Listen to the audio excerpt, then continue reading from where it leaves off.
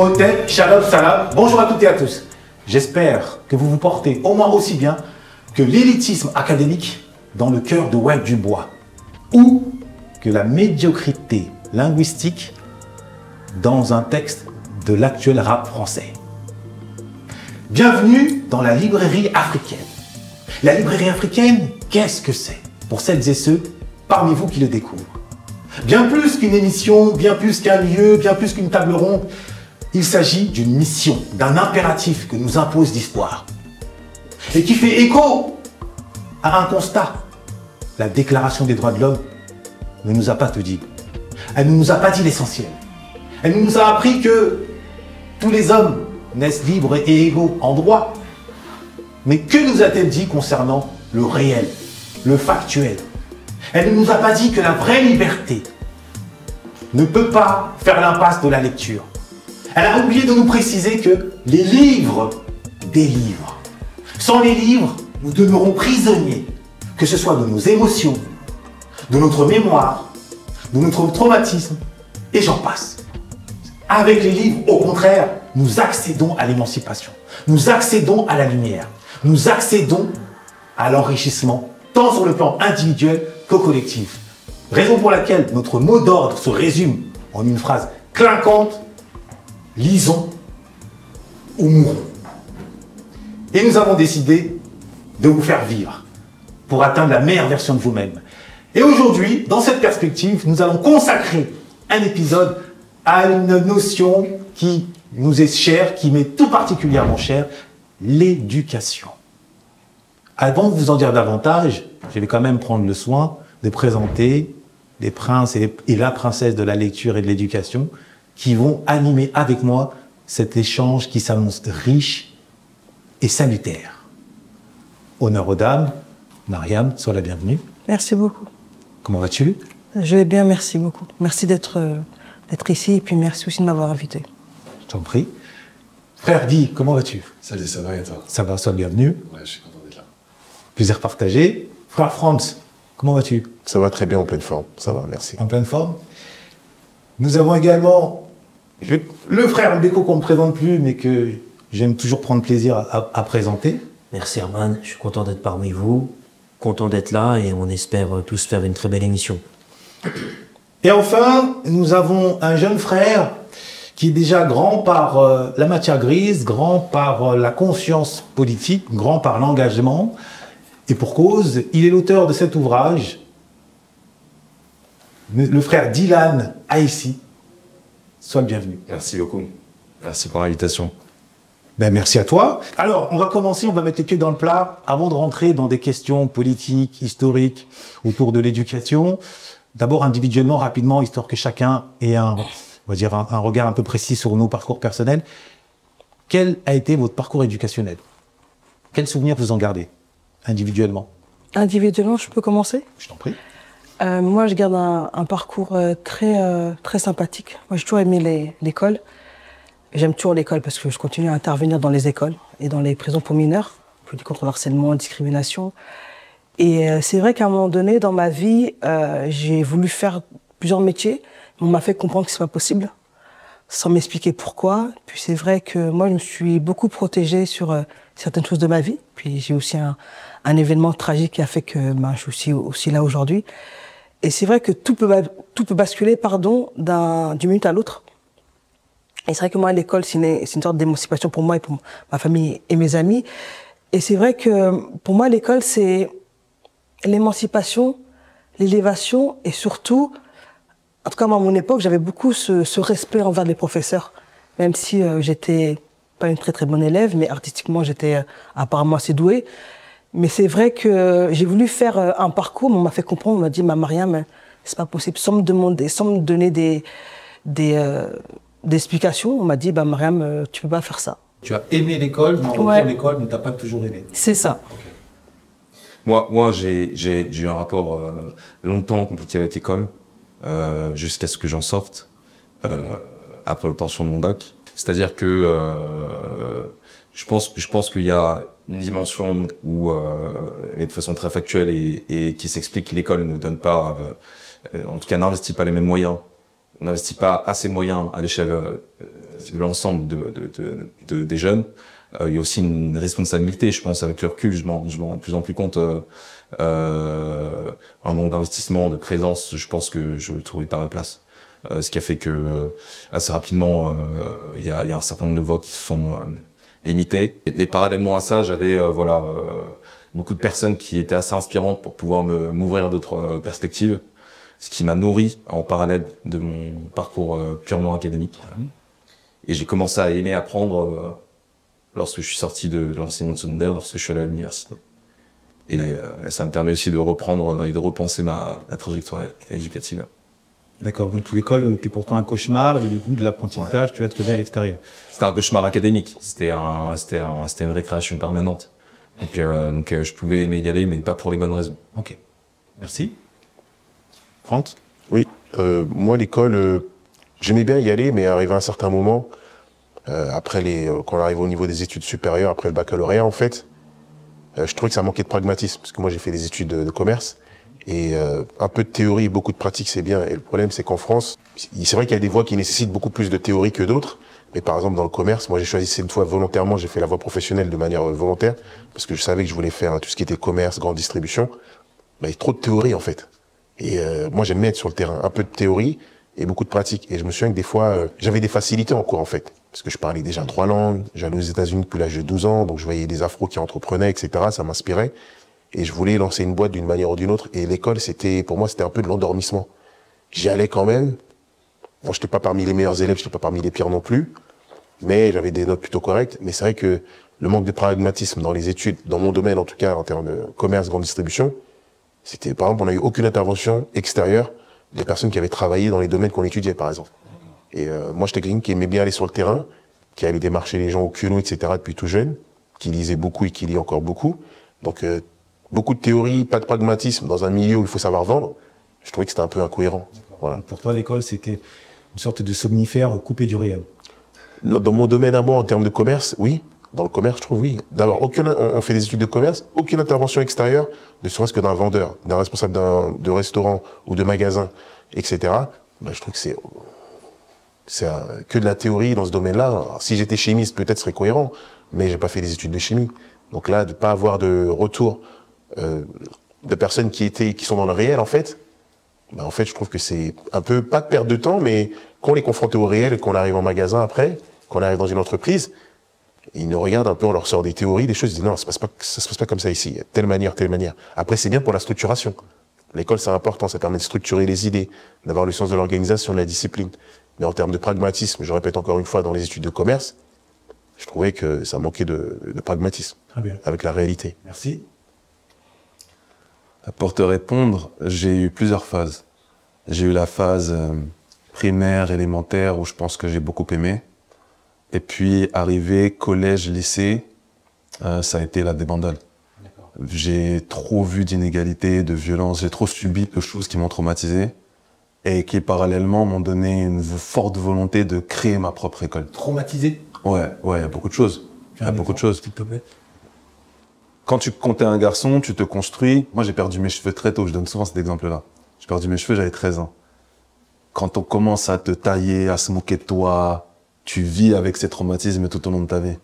Et l'école m'a posé beaucoup de traumatismes. Les bagarres, jamais fait de 1 contre 1, toujours des plusieurs contre 1. Il y a beaucoup de choses que j'ai vues, qu'on voit beaucoup dans nos quartiers, qui, moi, m'ont fait beaucoup de mal parce que je suis très sensible et je pense que j'en ai beaucoup souffert. Mais parallèlement, ça m'a construit. Et ça m'a donné également envie de me dépasser. Voir toutes ces choses-là, j'ai pas du tout aimé. J'ai vraiment détesté l'école. Dans ce qu'on appelle le collège et le lycée. Et puis sont venues les études supérieures où j'ai erré. J'ai fait peut-être 10, 11 ans d'études supérieures, où je suis parti chercher plusieurs diplômes parce que je savais pas quoi faire. Je savais pas où aller. Je me sentais pas du tout orienté, pas accompagné, pas épaulé, personne pour m'aider.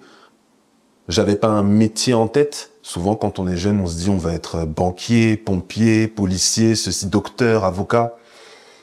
Tout ça me plaisait, mais ne me disait rien à la fois. Donc, qu'est-ce que tu vas devenir? Et donc, je suis parti chercher plusieurs bachelors, plusieurs masters. Tout ça parce que j'avais beaucoup de manques à combler, beaucoup de choses à aller chercher. Et 2016, j'obtiens mon 2e master. On continue d'avancer. Et je comprends que je me suis construit en tant qu'homme avec des chimères, avec des manques, avec des carences, avec des choses que j'ai dû combler de l'extérieur, de plus petit à plus grand. Bon, bah, l'idée, elle est la suivante. Comment tu crées un système qui fait qu'on n'a pas des adultes brisés quand ils sortent du système scolaire, mais qui se construisent de l'enfance à leur vie d'adulte en tant que femme, en tant qu'homme, en tant que citoyenne, citoyen, futur producteur de produits et de services. Et parallèlement, toutes ces difficultés que j'ai vues à l'école m'ont donc aidé à développer la mienne, me construire en tant qu'individu et accompagner d'autres individus à se construire à leur tour pour faire perpétuer cette chaîne-là. Pour toi, l'école, ça aurait été un champ de bataille. Ouais. Ensuite, pris les allures de labyrinthe.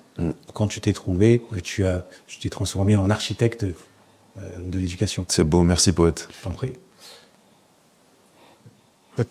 Nico. Moi, à l'école, dans l'ensemble, c'est plutôt bien passé. J'avais des facilités et j'ai eu la chance de savoir très tôt ce que je voulais devenir. Top. Donc j'avais 9-10 ans que je voulais déjà devenir avocat. Comme j'avais cette idée en tête qui ne m'a jamais quitté, j'ai travaillé pour cet objectif, j'ai fait les sacrifices, j'ai fait les renoncements nécessaires pour atteindre le but que je m'étais fixé très tôt. Et j'ai laissé ni l'école, ni ma mère, ni mes frères et sœurs, ni les gens qui croyaient pas en moi m'empêcher d'atteindre l'idéal qui était le mien. Donc c'était un peu seul contre tous, avec parfois quelques soutiens, mais timides, qui aujourd'hui sont nombreux. Mais c'était vraiment une traversée du désert, mais qui ne déplaisait pas, parce que moi je suis quelqu'un de solitaire. Donc dans le fond, tu crois pas en moi, c'est pas grave.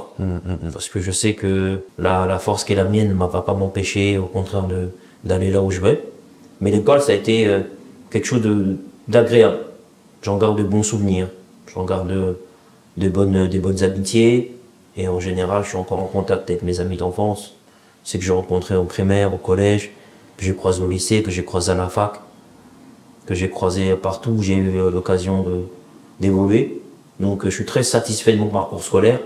Après, il y a des choses à revoir, de toute façon on va en parler, on va en discuter, on est là pour ça. Il y a des choses à améliorer. Mais globalement, en ce qui me concerne, j'ai pas de trauma. En ce qui me concerne, pour la petite confidence, j'ai mon livre également. L'école a été pour moi mon ange gardien. Très tôt, ayant grandi un enfant unique, dans une famille afro où les manifestations d'amour et de reconnaissance sont quasi absentes. C'est à l'école que j'ai trouvé un oasis de reconnaissance et de satisfaction, puisque j'avais une certaine facilité qui ensuite m'a accompagné. Je bénéficiais toujours de la protection de l'école. Contrairement à beaucoup, par contre, j'ai aussi été témoin, et non pas victime, pour le coup, mais témoin de pas mal d'injustices. À l'époque, les professeurs levaient la main sur les élèves. J'en ai fait l'objet, hélas. Mais pour autant, j'étais quand même relativement choyé. Moi, l'école, ça a construit aussi le regard que je porte aujourd'hui sur la France. C'est que beaucoup me reprochent de ne pas être anti-France, de ne pas être anti-République. Bien que j'ai pris mes distances avec cet idéal, c'est juste parce que moi, dans mon fort intérieur, j'avais bénéficié d'un certain miel. Pour moi, l'école, ça n'a pas été du piment, c'était du miel. Et c'est avec le recul et l'analyse plus structurelle que j'ai pu prendre la mesure, et là, nous rentrons dans le vif du sujet, des carences au niveau structurel, notamment la réorientation, la fameuse réorientation que tu évoques à plus d'un titre, qui est même le cœur, on peut dire, de ton ouvrage, la réorientation scolaire. À quel moment vous avez-vous perçu une sorte de dysfonctionnement qui viserait à orienter un certain nombre de jeunes dans des filières qui ne leur seraient pas forcément destinées? À quel moment vous l'avez vu? Et est-ce que vous y avez tout de suite vu, c'est le prolongement de ma première question, une sorte de volonté coloniale? Moi, j'ai travaillé en tant qu'assistante d'éducation en classe relais. C'est pour les jeunes en décrochage scolaire pendant très longtemps. Et moi, je travaillais sur Vitry. C'est vrai qu'il y avait le collège, entre guillemets, normal. Et la classe relais, on était à 10-15 minutes à pied. Donc déjà, le fait de nous séparer, ça voulait tout dire. Donc pour moi, c'est logique de mettre tous les enfants dans un même établissement, à part la cantine. On retrouvait tous les jeunes et tous les enfants dans la même, à la cantine, quoi. Et le fait que les jeunes de classe relais, qui étaient souvent des enfants immigrés, pas des gens comme moi, on va dire ça comme ça. Les Noirs et des Arabes. Voilà, exactement, des Noirs et des Arabes. Le fait qu'à chaque fois, ils nous séparent, et que moi je posais la question à la directrice, elle me disait, mais non, c'est la seule salle. Mais pourquoi madame, c'est la seule salle? Donc moi je trouve que c'est vraiment très dommage et c'était des jeunes bien évidemment qui avaient pas mal de difficultés à la maison. Donc déjà cette différence-là, ces jeunes-là de 13 ans, 14 ans, 15 ans, ils le sentaient déjà. Il y avait beaucoup de garçons, très peu de filles, mais ils le sentaient. Et c'est vrai que quand souvent, parce que nous on était là pour les motiver, pour les booster, pour qu'ils retrouvent confiance en eux, et quand ils ressortaient, ils disaient bah voilà, on veut faire une carrière générale, bah les professeurs leur disaient bah non, t'es pas tant classé pendant 3 mois, mais crois pas, tu vas quand même aller en professionnel. Même si pour moi c'est très dévaloriser le cursus professionnel, mais pourquoi il va aller en professionnel? Pourquoi pas en général? Donc déjà, ces connotations déjà négatives auprès de ces jeunes-là, déjà ils sont pas forcément bien accueillis partout, font que déjà ça, en tout cas pour moi, ça crée une cassure. Donc déjà, c'est pas... perçu à ce moment-là. Moi, je l'ai perçu il y a 3 moments. Il y a d'abord dans ma propre trajectoire scolaire, quand la question de l'orientation en voie pro est arrivée très tôt, parce que j'avais un comportement et des résultats scolaires qui permettaient de pouvoir envisager autre chose. Et en même temps, du coup, le fait que ça soit imposé et que je vois que... Concrètement, tu avais combien de moyenne? En 4e, j'avais 5 de moyenne. Ok. Sur 20? Sur 20. Ok. Et en 3e, j'étais entre 3 et 5 de moyenne. Et c'est à ce moment-là qu'on t'a proposé une réorientation? On me l'a proposé dès la 4e. D'accord. En fait, en 4e, j'ai un conseil disciplinaire dont la sentence est l'envoi en stage d'une semaine pour préparer une professionnalisation. Et il se trouve que je fais un stage à l'Assemblée nationale à ce moment-là. Donc en fait, c'est un vrai paradoxe aussi pour les enseignants. Et en 3e, je fais un autre stage à l'Assemblée nationale, mais en fait, mes résultats et mon comportement ne suivent pas. Donc la volonté de te réorienter te concernant, elle est légitime? Absolument. Enfin, elle est légitime dans le mode actuel d'orientation. Et du coup, c'est intéressant parce que... tu l'as vécu comme une injustice? Moi, je le percevais comme une injustice, mais en même temps, je savais qu'il n'y avait pas d'autres possibilités. Donc, je vivais ça comme une norme injuste, parce que c'est comme ça que ça se passe. Et donc, il y a d'abord cette identification, et puis ensuite, lorsque j'arrive en lycée pro, on a tous un écho de ce qu'est le lycée pro, qu'on y soit ou qu'on n'y soit pas, des échos qui souvent se ressemblent. Quand j'arrive le premier jour, et d'ailleurs c'est ce que racontent beaucoup de personnes, notamment dans le livre, c'est que la première image qu'on a des élèves, elle raconte tout ce qu'est le lycée professionnel. On va venir dans 2 secondes, si ça ne te dérange pas, de revenir un extrait, juste sur la dimension réorientation. Comment vous l'avez vécu, comment vous l'avez observé? Est-ce que vous y voyez dans l'école française une école coloniale qui reproduit une forme de société de caste telle que héritée durant la colonisation? Pour le premier aspect de ta question, oui, mais c'est vrai qu'à l'époque, je pensais pas comme ça. Mais déjà, il faut comprendre le paradigme français très rapidement. C'est un pays de rois. Donc, il y a des castes. Il y a le roi et il y a sa cour. Il y a le reste, etc. Donc, au niveau des études, on le voit, en fait. Tout ce qui est métier manuel en France, c'est très mal vu. Alors, pour ceux qui ont déjà travaillé dans le tertiaire, ils savent très bien que la plupart des gens qui sont dans le tertiaire, dans les bureaux, ils gagnent pas plus de 2000 € par mois. Mais le fait d'avoir une petite mallette, d'avoir un costume, d'avoir un tailleur, ça donne une position sociale qui fait que ils ont un certain respect. Quand on a des plombiers ou des gens qui travaillent dans la restauration, ou qui sont menuisiers ou autres, qui gagnent 2, 3 fois, des fois certains 4 fois ce que gagne quelqu'un qui travaille dans le tertiaire, mais les gens ne comprennent pas en fait, parce qu'il y a une dévalorisation via l'orientation professionnelle après la 3e, où on dirige certaines personnes. Alors, pour les gens qui sont en banlieue, on va parler des Maghrébins et on va parler des Afro-descendants. Mais il y a aussi des gens de la France rurale qui sont redirigés vers ces métiers-là, les métiers manuels. Des gens qui sont en province aussi également. Mais en fait, l'image des métiers manuels en France, c'est toujours très péjoratif. On le voit même des Français qui sont blancs, qui sont agriculteurs, ils ont une image qui est très négative. Et pourtant, ils gagnent plus que des personnes qui sont dans le tertiaire. Mais le fait d'avoir beaucoup de diplômes en sociologie, en philosophie, histoire de l'art, c'est beaucoup plus valorisant. Même si vous avez un salaire qui se rapproche des fois du SMIC, vous allez gagner seulement 200, 300 € en plus. C'est une image qui est négative, mais c'est vrai que les métiers manuels sont ceux qui rapportent toujours le plus. Et l'avantage des métiers manuels, très souvent, c'est qu'on peut le faire partout à l'étranger aussi. Un électricien, il peut mettre l'électricité aux États-Unis, en Haïti, au Japon, en France ou en Norvège. Hein. Donc, la chirurgien.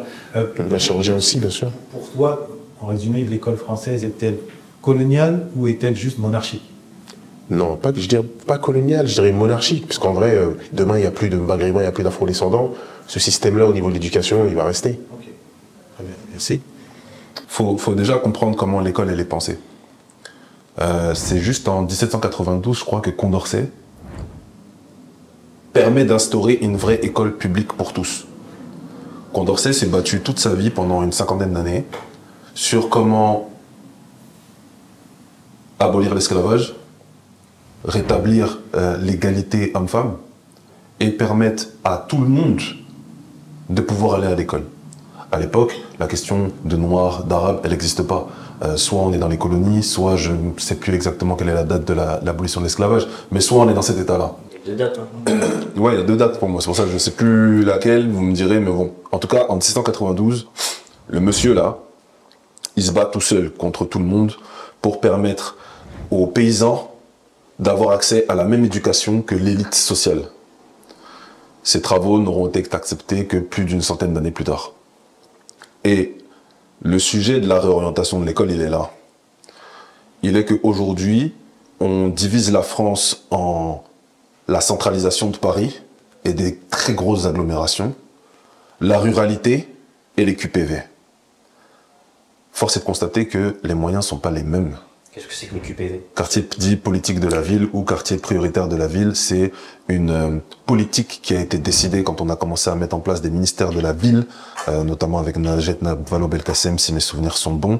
Et l'idée, elle était de permettre aux gens des quartiers d'avoir accès aux mêmes privilèges que les milieux de centralisation. Que nenni, puisque force est de constater que dans ces quartiers-là ou dans ces zones-là, il y a énormément de difficultés qu'on a tous vécues. L'absence des professeurs, le non-remplacement de ces derniers. On a beau dire que l'éducation, c'est le premier budget de l'État, aujourd'hui à hauteur de 7% du PIB, ça suffit pas. Cet argent-là va souvent dans de la masse salariale, 70% de ce budget, c'est de la masse salariale, mais pourtant les profs se plaignent toujours de « on gagne pas assez ». À dessein, c'est réel, ils gagnent pas assez. Maintenant, qu'est-ce qu'on fait? Comment on choisit et comment on n'impose pas une orientation. Et le cas de Dylan, il est probant.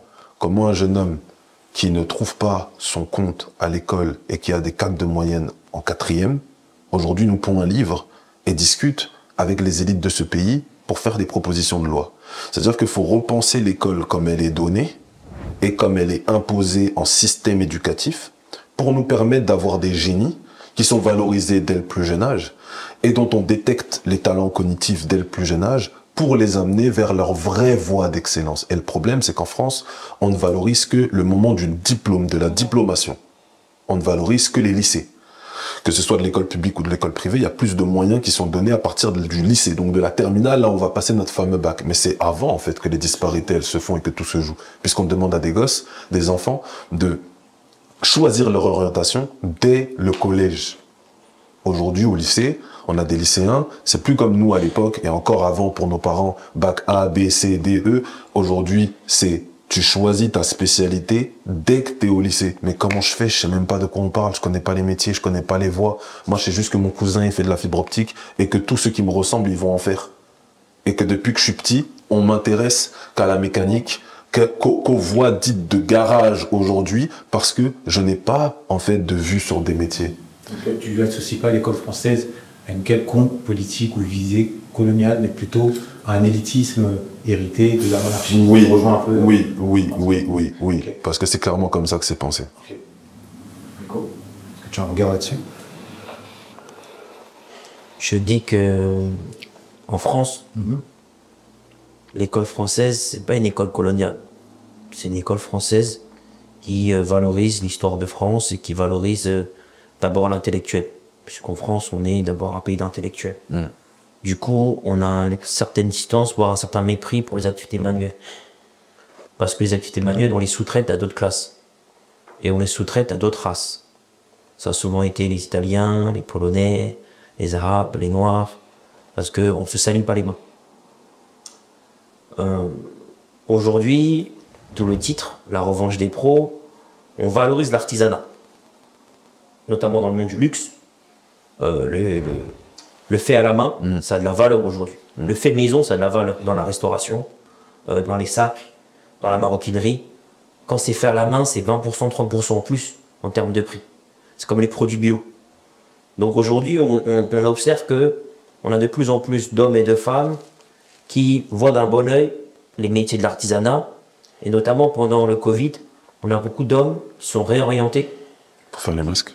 Qui ont décidé de se dire, ce boulot que je fais à la Défense, avec mon costume gris en tarsique qui est trop petit pour moi, dans le RER A entassé, ne me correspond plus. Donc l'occasion, avec le Covid, de m'interroger sur ce que j'aime. Et là, il se réveille le matin, il dit, moi j'aime les abeilles, je vais faire apiculteur. Et il claque tout. Ou moi je montais un bar avec des amis, parce que la restauration, j'adore ça, j'ai toujours aimé cuisiner, mais je me suis jamais lancé. Donc les économies que j'ai de côté, au lieu d'acheter une maison, d'un appartement, je vais ouvrir un restaurant. Donc il y a plein d'activités qui aujourd'hui sont des activités manuelles, qui sont de nouveau plébiscitées par les masses, parce que, comme disait France, en termes de rémunération, on s'y retrouve beaucoup plus, en termes d'épanouissement, on s'y retrouve aussi, en termes de sens, donner du sens à son existence, c'est important, et surtout, il y avait quand même une critique au niveau des bullshit jobs. C'est-à-dire qu'il y a beaucoup de livres qui ont été écrits sur l'inutilité de certains boulots. Vous avez des hommes et des femmes qui se lèvent le matin, qui vont dans des grosses boîtes, qui vont faire plus de temps à la pause qu'à fête que derrière leur ordinateur. Je pense que derrière leur ordinateur, ils font des tableaux Excel, mais ils n'ont pas le sentiment d'être utiles, ils n'ont pas le sentiment d'être force de proposition, et surtout ils ont le sentiment d'être interchangeables. Donc du coup, ils développent une certaine distanciation par rapport à leur boulot. Ils vont enchaîner les arrêts maladie, ils vont enchaîner les occasions de s'absenter parce que il n'y a pas de sens dans ce qu'ils proposent. Aujourd'hui, avec le digital, avec Internet, avec le développement personnel, beaucoup de gens cherchent du sens. Beaucoup de gens cherchent de la dimension et de la profondeur dans l'activité qui est la leur. Et c'est intéressant parce qu'aujourd'hui, moi je suis pas d'accord dans l'inconscient collectif. Quand tu es artisan, ça plaît autant que quand tu es avocat. Pas d'école coloniale sur le diagnostic, nul et non avenu, pour toi aussi. En France? Ouais, en France. Non, je ne trouve pas. À l'étranger, dans les pays africains, le programme scolaire, qui est un programme français et qui est imposé dans les pays africains, c'est une démarche coloniale. Mais en France, je ne trouve pas. Ok. Alors, pourquoi je pose la question? Parce que la couverture qui montre des jeunes en voie professionnelle, je ne vois ni Mathieu ni Gwendoline. D'accord? Il y a cette dimension quand même raciale qui se dégage. Je vais vous lire un extrait. Page 97, j'ouvre les guillemets. Vous ferez de bons chefs d'entreprise. C'est à coup de formules comme celle-ci que les enseignants d'Abdenour tentent de le motiver. Hélas, cette confusion entre épanouissement personnel et réussite économique ne fonctionne pas sur lui. Il se fait de plus en plus absent en cours, tout en conservant de bonnes notes, et se sent dépossédé de son ambition, arraché à ses rêves. Un jour, il décide d'aller voir son proviseur et de lui faire part de son mal-être. J'ouvre les guillemets. J'étais frustré par ce sentiment qu'on ne me permettait pas de m'élever intellectuellement. Et à ce passage, je vais lire un passage auquel celui-ci fait écho. On ne saurait être plus clair. Le second degré ne peut accepter des élèves qui sont un embarras pour le maître et un mauvais exemple pour leurs camarades. Les examens de passage et le verbe utilisé est violent. Dégage les classes d'un élément de gêne et d'affaiblissement permettant de séparer le bon grain de l'ivraie. Donc ça, c'est l'ouvrage « L'école n'est pas faite pour les pauvres », mais qui aurait également pu être intitulé « L'école n'est pas faite pour les Noirs et les Arabes de France ». Dans la mesure où on associe, volontairement ou pas, mais aujourd'hui, quand on voit la célébration que le décès de Jean-Marie Le Pen a reçu, de toutes les classes politiques confondues, excepté éventuellement un peu de la LFI, eh bien, on constate qu'il y a ce diagnostic qui est partagé par un plus grand nombre, à savoir les jeunes noirs et arabes, s'ils ne sont pas dans les bonnes filières dites d'excellence, ce n'est pas juste par volonté politique, mais c'est parce qu'ils n'ont pas les bonnes notes, et par-dessus tout, ils n'ont pas le bon comportement. Donc il y a cette question du comportement qui est à soulever. Est-ce que tu as un élément à nous évoquer là-dessus? En fait, ce que les deux choses racontent, c'est pour moi l'incapacité politique depuis trop longtemps à trouver un rôle social à l'école. Parce que, on évoquait tout à l'heure la volonté politique qui avait été affichée à un moment de pouvoir rendre accessible l'école à tout le monde, mais en fait, elle n'était accessible que pour l'école élémentaire. On considérait qu'il devait y avoir une mise à niveau symbolique, mais qu'ensuite, l'instruction ne devait pas être la même pour tout le monde. Parce que tout le monde ne devait pas avoir accès aux mêmes fonctions. C'est la première chose. Ensuite, en fait, l'absence de vision pour l'école, elle correspond aussi à un manque à la fois de courage et à un manque de moyens face à un système qui finalement n'existe que parce qu'il y a des personnes qui sont en souffrance dans leur quotidien. C'est-à-dire qu'on a effectivement un discours qui tend à valoriser les métiers manuels, qui tend à valoriser... tu évoquais le Covid, effectivement c'est une période durant laquelle un certain nombre de métiers, un certain nombre de personnes ont été valorisées, ont été reconnues, ont été mis en avant. Ont été applaudis par tout le monde, de façon parfois un peu béat, mais en fait, c'est des métiers dans lesquels on meurt plus tôt. C'est des métiers dans lesquels on ne gagne pas bien sa vie. C'est des métiers qui peuvent rendre fiers pour tout un tas de raisons, mais c'est des métiers qui ont des conditions d'existence qui sont terribles. Et donc il y a ce paradoxe entre dire il faut aller vers ces métiers, finalement on gagne bien sa vie, etc., etc. Et en même temps, on ne donne pas une condition d'existence et de subsistance égale à toutes ces personnes-là. Moi, ça me rappelle un moment où une ancienne ministre du Travail était allée devant des start-upers et avait vendu les bienfaits de l'usine, d'une chaîne de production, en disant l'usine c'est un lieu dans lequel on ne voit pas les inégalités, etc. Évidemment, elle n'y avait jamais été. Et ça rendait justement son propos encore plus éloigné de cette réalité-là. Et la raison pour laquelle l'école n'a pas réglé ce problème, ne souhaite pas régler ce problème, c'est que ça implique, dans le fond, de pouvoir revoir un système dans son ensemble. Exemple, et moi par rapport à ça, j'ai pas de réponse. Pour être tout à fait honnête, ce qu'on m'a souvent dit, c'est oui, mais il faut avoir une société de journalistes. Il faut des personnes qui montent sur les corues, il faut des personnes qui fassent les travaux que personne d'autre ne veut faire. Alors évidemment, soit on va les chercher chez les étrangers, chez les personnes qui viennent d'ailleurs, ceux avec quoi on n'a pas de mal, parce qu'aujourd'hui, quand on parle d'immigration, on la conditionne notamment à l'immigration de travail. Et donc dans un lycée pro, en Ile-de-France, on va avoir les Noirs et les Arabes dans l'ensemble des filières et dans les métiers, dans les CAP BTP, etc. On va avoir des jeunes souvent non accompagnés qui viennent d'Afrique. Mais en fait, repenser le lycée pro, repenser l'orientation, c'est mettre en péril l'ensemble de la chaîne économique. Oui, tu nous dis, je résume un peu, parce que ce n'était pas tout à fait ma question, mais ce que tu nous dis, c'est que la structure sociale, socio-économique à la française a besoin de bras, et que ces bras sont on va aller chercher à l'extérieur, comme De Gaulle l'avait fait, ou soit on les récupère à l'intérieur. Moi, ma question porte davantage sur le comportement. Tu travailles avec des jeunes. Les jeunes, oui. Et moi, scolaires. Est-ce qu'il y a un rapport, parce que le fait dans les cours d'histoire géo, j'ai l'impression que l'histoire africaine n'est même pas abordée. Ah là, tu m'as devancé, c'était ma question qui a suivi. Après, j'ai peut-être pas trop de détails, mais c'est bien de parler de la Seconde Guerre mondiale, de plein de choses, mais je trouve que ils survolent l'esclavage, ils survolent plein de choses. Et moi, je pense que comme là, actuellement, ils disent, si je peux me permettre de dire que le pays est on va dire, je sais pas si j'ai envie de dire le mot là, en guerre, ça veut dire que, moi, je trouve, parce que j'ai entendu plusieurs politiciens dire que est-ce que les Noirs et les Arabes nous combattent pour la France? Étant donné que depuis les années 80, vous nous avez humiliés, même à 80, même les délais, en tout cas il y a très très longtemps, vous avez tout le temps humilié, vous avez toujours dit qu'on n'était pas français, comment tu veux que je défende la France? Que mes frères défendent la France?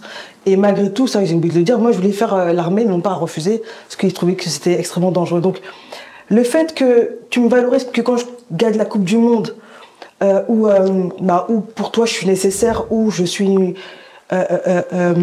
glorifié, honoré parce que j'ai gagné quelque chose qui reprend de la France, mais au-delà de ça, je ne suis pas française. Et quand je parlais de conseillère, je sais pas, j'ai pas encore parlé de ça. Un rejet, je vais même aller plus loin, je parlais de conseillère de désorientation, parce que pour moi, elle m'a désorientée. C'est vrai que moi, j'ai beaucoup pris l'aspect. Moi, j'avais entre 8 et 10. Moi, je suis toujours à la limite. Et c'est vrai que moi, je partais beaucoup à l'école pour rire. Bon, de toute façon, hein, voilà, je ne peux pas être parfait partout. Mais le fait que je manque de confiance en moi et le fait que des professeurs ne me donnent pas cette chance-là de dire, Mariam, tu peux le faire, vas-y, vas-y, ou non, très très peu, ont fait que j'ai continué. Et surtout qu'on m'a dit, tu dois faire ou de la vente ou du secrétariat. Moi, je voulais faire autre chose. Et quand je disais mes envies d'être ophtalmologue, de faire des choses, bah, ils rigolaient, ils disaient, Mariam, tout ce matin, t'aimes trop blaguer. Ben non, c'est ce que j'aimerais me faire. Donc, automatiquement, on te met dans un conditionnement où tu peux pas. On te dit, non, en fait, tu peux pas faire ça. Donc, si tout le temps, tu te dis, moi, maintenant, j'ai du recul, je peux réfléchir, on va dire, de manière mature. Mais ces jeunes filles et ces jeunes garçons, on vous dit tout le temps que vous n'êtes pas français. Donc, on vous dit que il faut directement, même si j'ai fait un parcours professionnel, moi, j'adore. Mais on leur dit que c'est pas possible. Même si tu as 12, 13, 15, on te dit, ben, on te voit plus. Mais qui regarde, c'est moi ou c'est vous? C'est important ce que tu viens de dire. Pardon de t'interrompre. Parce que tout à l'heure, il a reconnu qu'il avait 4, 5, 8. Sur ce terrain-là, pardon de le dire aussi brutalement, mais la réorientation est légitime. En revanche, là, tu viens de dire que même quand tu as 15, 15... En tout cas, on te fait comprendre. Parce qu'on te dit que... 13, 15, tu es au-dessus. Bah, tu sais, si un enfant, par exemple, si un jeune te dit qu'il veut être médecin, par exemple, bizarrement, la question va être posée très bizarrement quand ça va être un homme ou un arabe. Ah bon, t'es sûr? Donc, on va le questionner, on va même douter de lui. Peut-être que j'exagère un petit peu, mais je trouve ça dommage quand même. Mais pour moi, ça, c'est un faux problème. C'est-à-dire? Tu vois, moi, j'ai mon petit frère, mon petit frère Joshua, que j'embrasse, il a 15 ans. Tu vois, il est en seconde.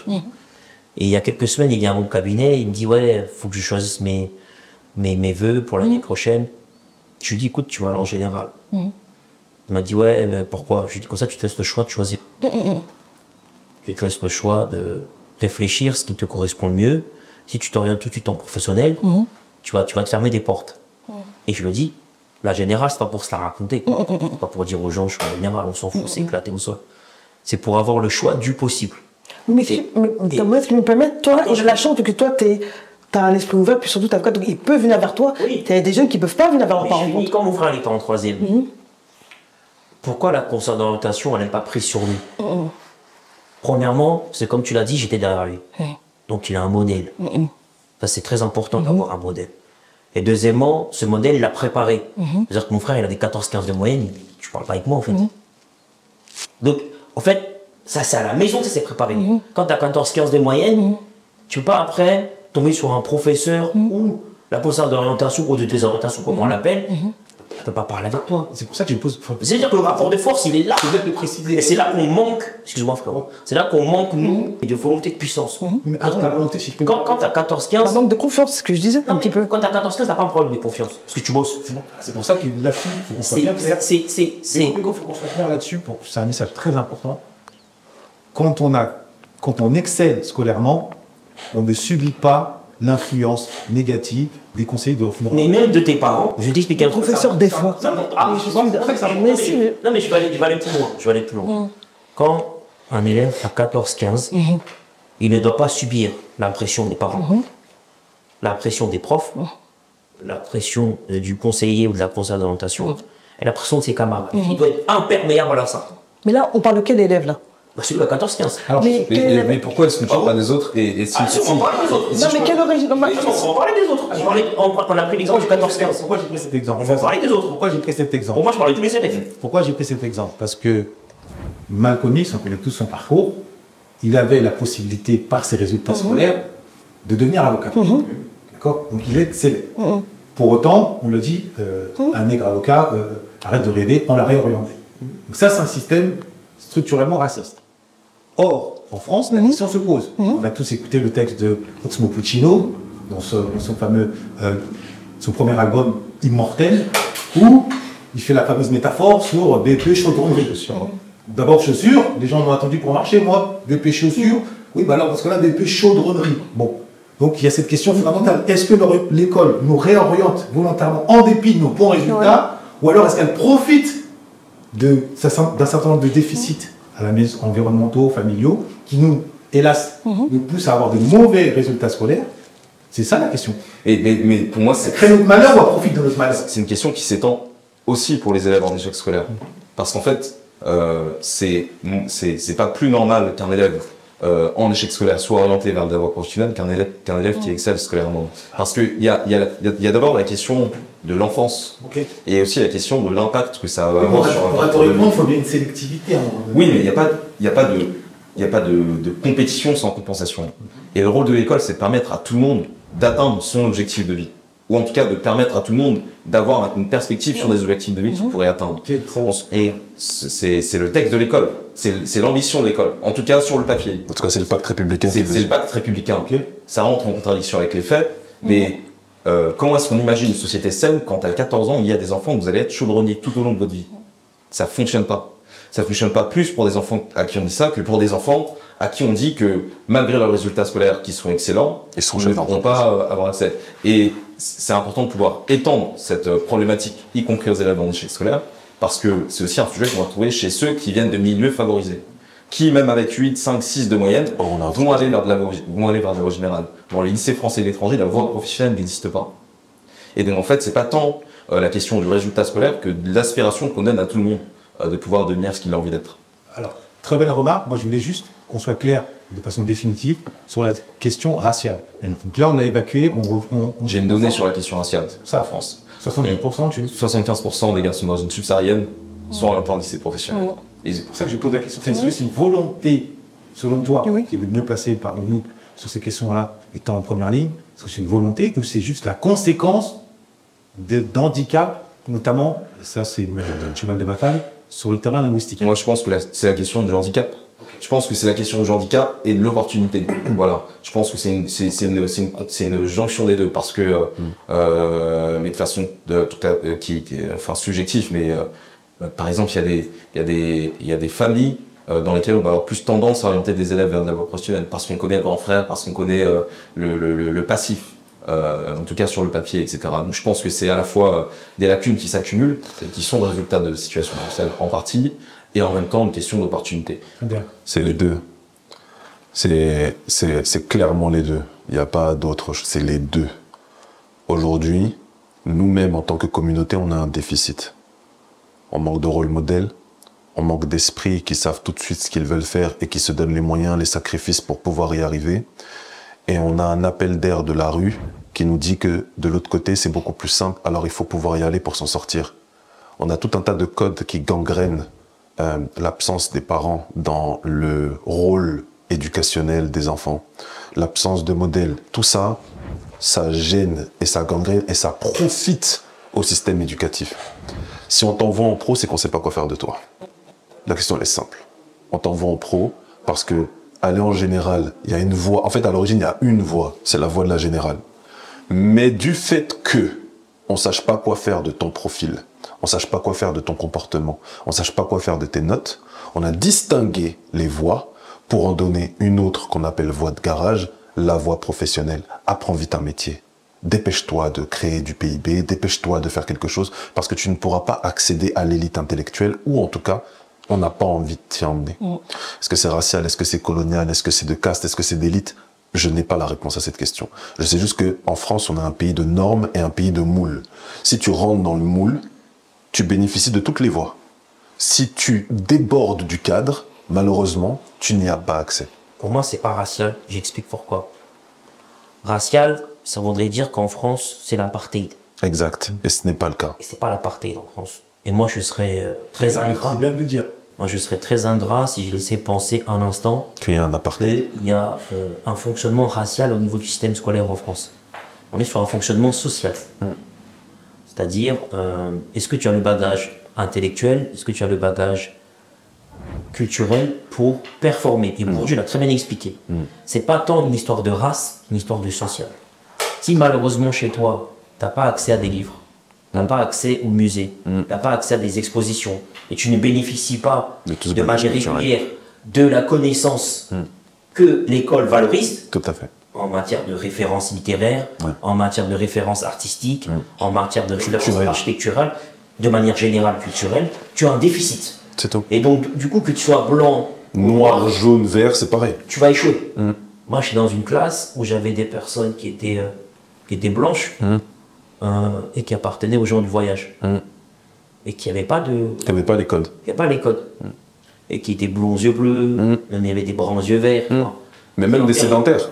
En termes de blanchité, avec toutes les garanties nécessaires. Mais ils ne sont pas devenus notaires, ils ne sont pas devenus magistrats, ils ne sont pas devenus avocats pour autant. Et même pire, c'est devenu des clients que je défends. Des amis d'enfance avec qui on était scolarisés, qui avaient la gueule de l'emploi, qui sont devenus délinquants pour certains, et je suis devenu l'avocat qui les représente, et avec beaucoup de fierté, beaucoup de joie aussi. Pour te dire que ce n'est pas un problème racial. Pas du tout. Et penser qu'on est sur une lecture raciale en France, c'est sans plus de réfléchir à la complexité du dossier. Et se victimiser au final. Parce que c'est même pas le sujet. Très intéressant, tu veux prolonger un propos? Oui, au risque un peu de vous étonner, de vous choquer, moi je trouve que le système scolaire français, il est plutôt bien fait en fait. Il correspond à ce que j'évoquais tout à l'heure par rapport au paradigme. C'est plus un paradigme lié à la caste, issu de l'héritage de la monarchie. Il faut savoir que le système qu'on a dit démocratique aujourd'hui, là, il est récent, c'est je crois que début du XXe siècle. Donc avant, 19e siècle, il y avait encore Napoléon Bonaparte. Il y avait encore des rois, des empereurs, etc. Donc je trouve que le système scolaire est, aussi cynique que ça puisse paraître, il est plutôt bien fait. Il permet d'orienter ceux qui n'ont pas forcément de bonnes notes. Il y a des systèmes scolaires, par exemple aux États-Unis, c'est même pas les notes ou pas, hein, c'est si vous avez l'argent ou pas. Aux États-Unis, si vous êtes bon ou pas, vous n'avez pas l'argent, bah vous ferez pas d'études supérieures. Et sur quoi tu te bosses pour dire qu'il est bien fait? Qu'il est bien fait? Ouais. C'est quoi le prisme par lequel tu prends cette information-là? Déjà mon expérience à moi, et quand je dis il est bien fait, c'est pas dans le prisme du oui, en tant qu'afro-descendant, ou venant des banlieues, etc. C'est déjà, on vous propose, ou on vous impose, peu importe par lequel on voit la chose, une voie qui vous permet de vous orienter.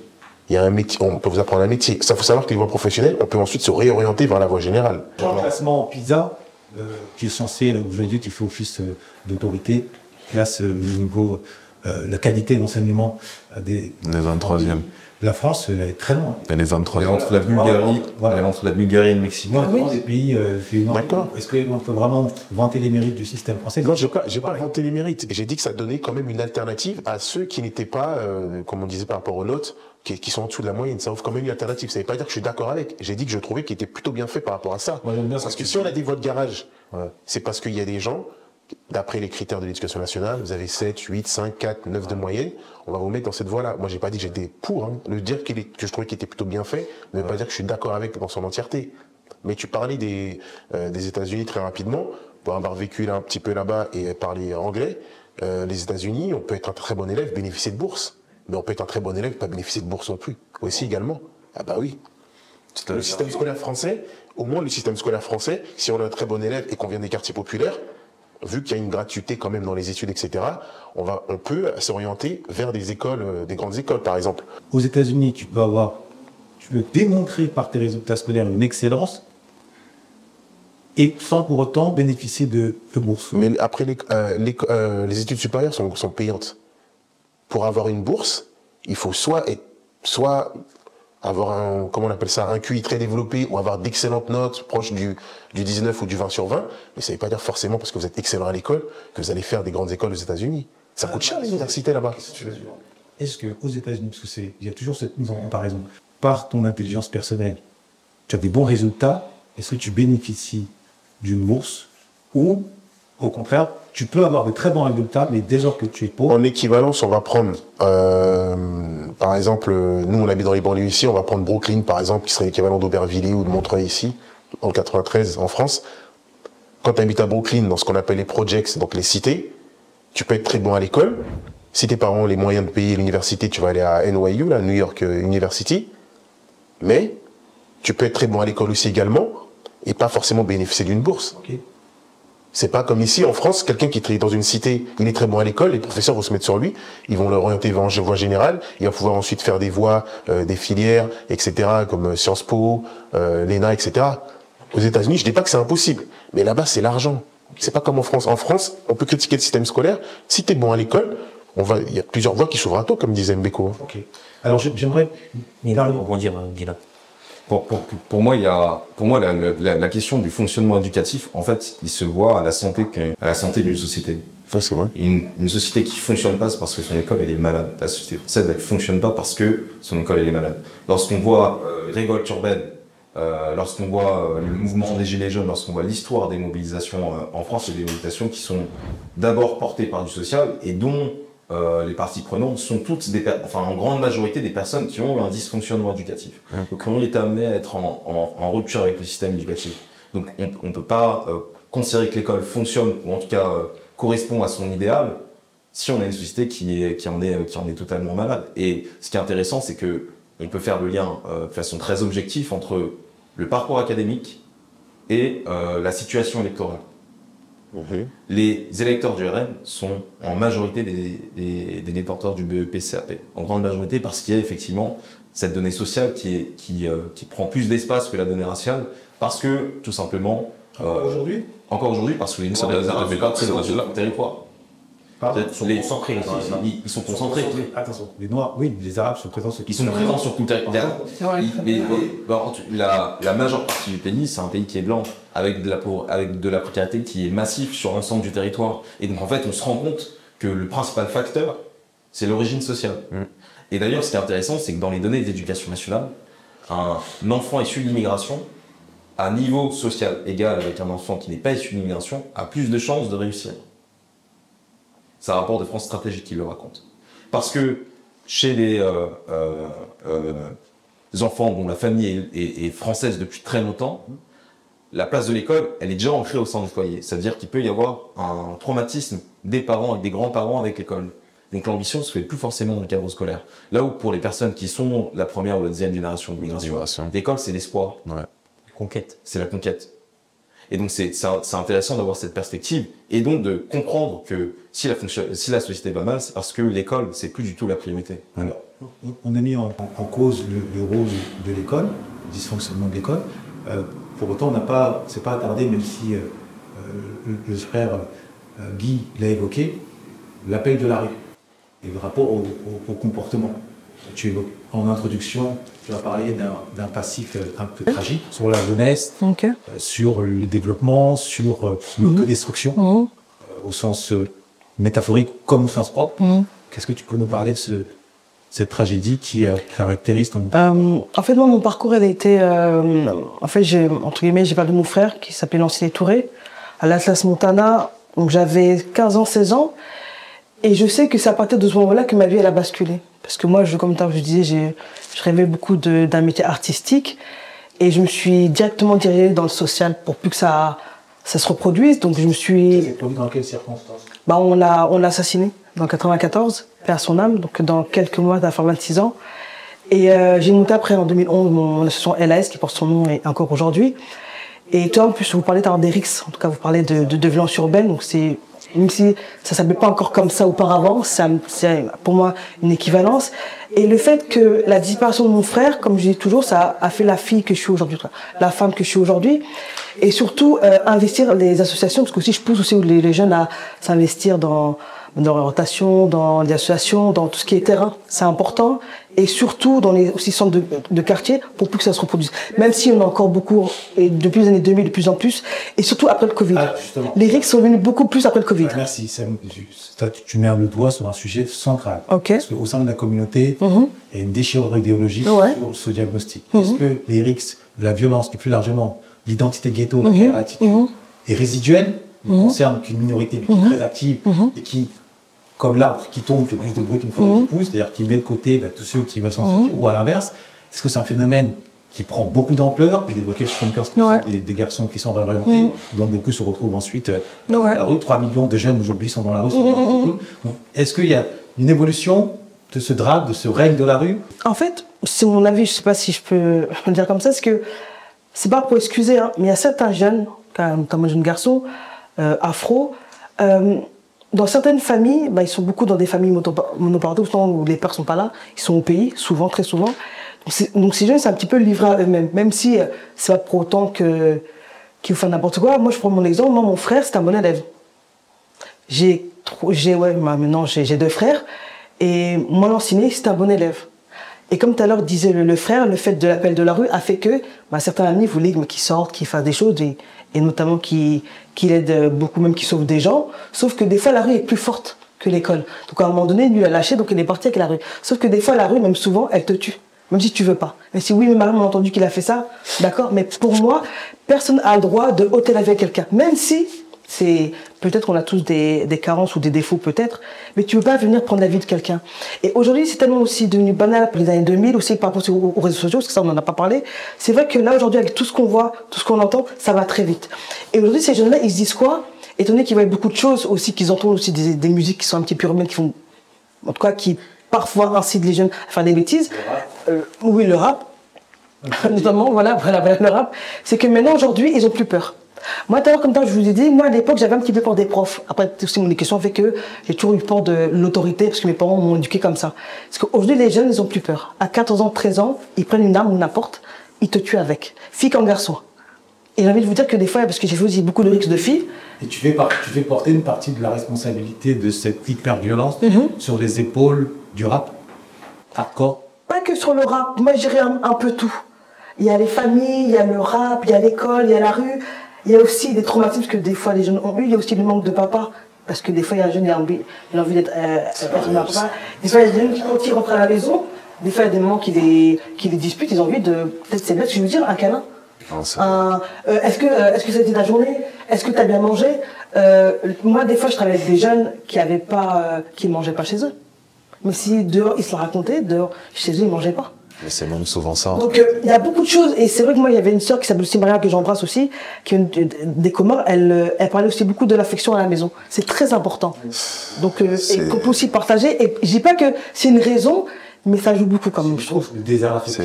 Moi j'ai envie de prendre la parole parce qu'en vrai, là on est en train de parler d'éducation.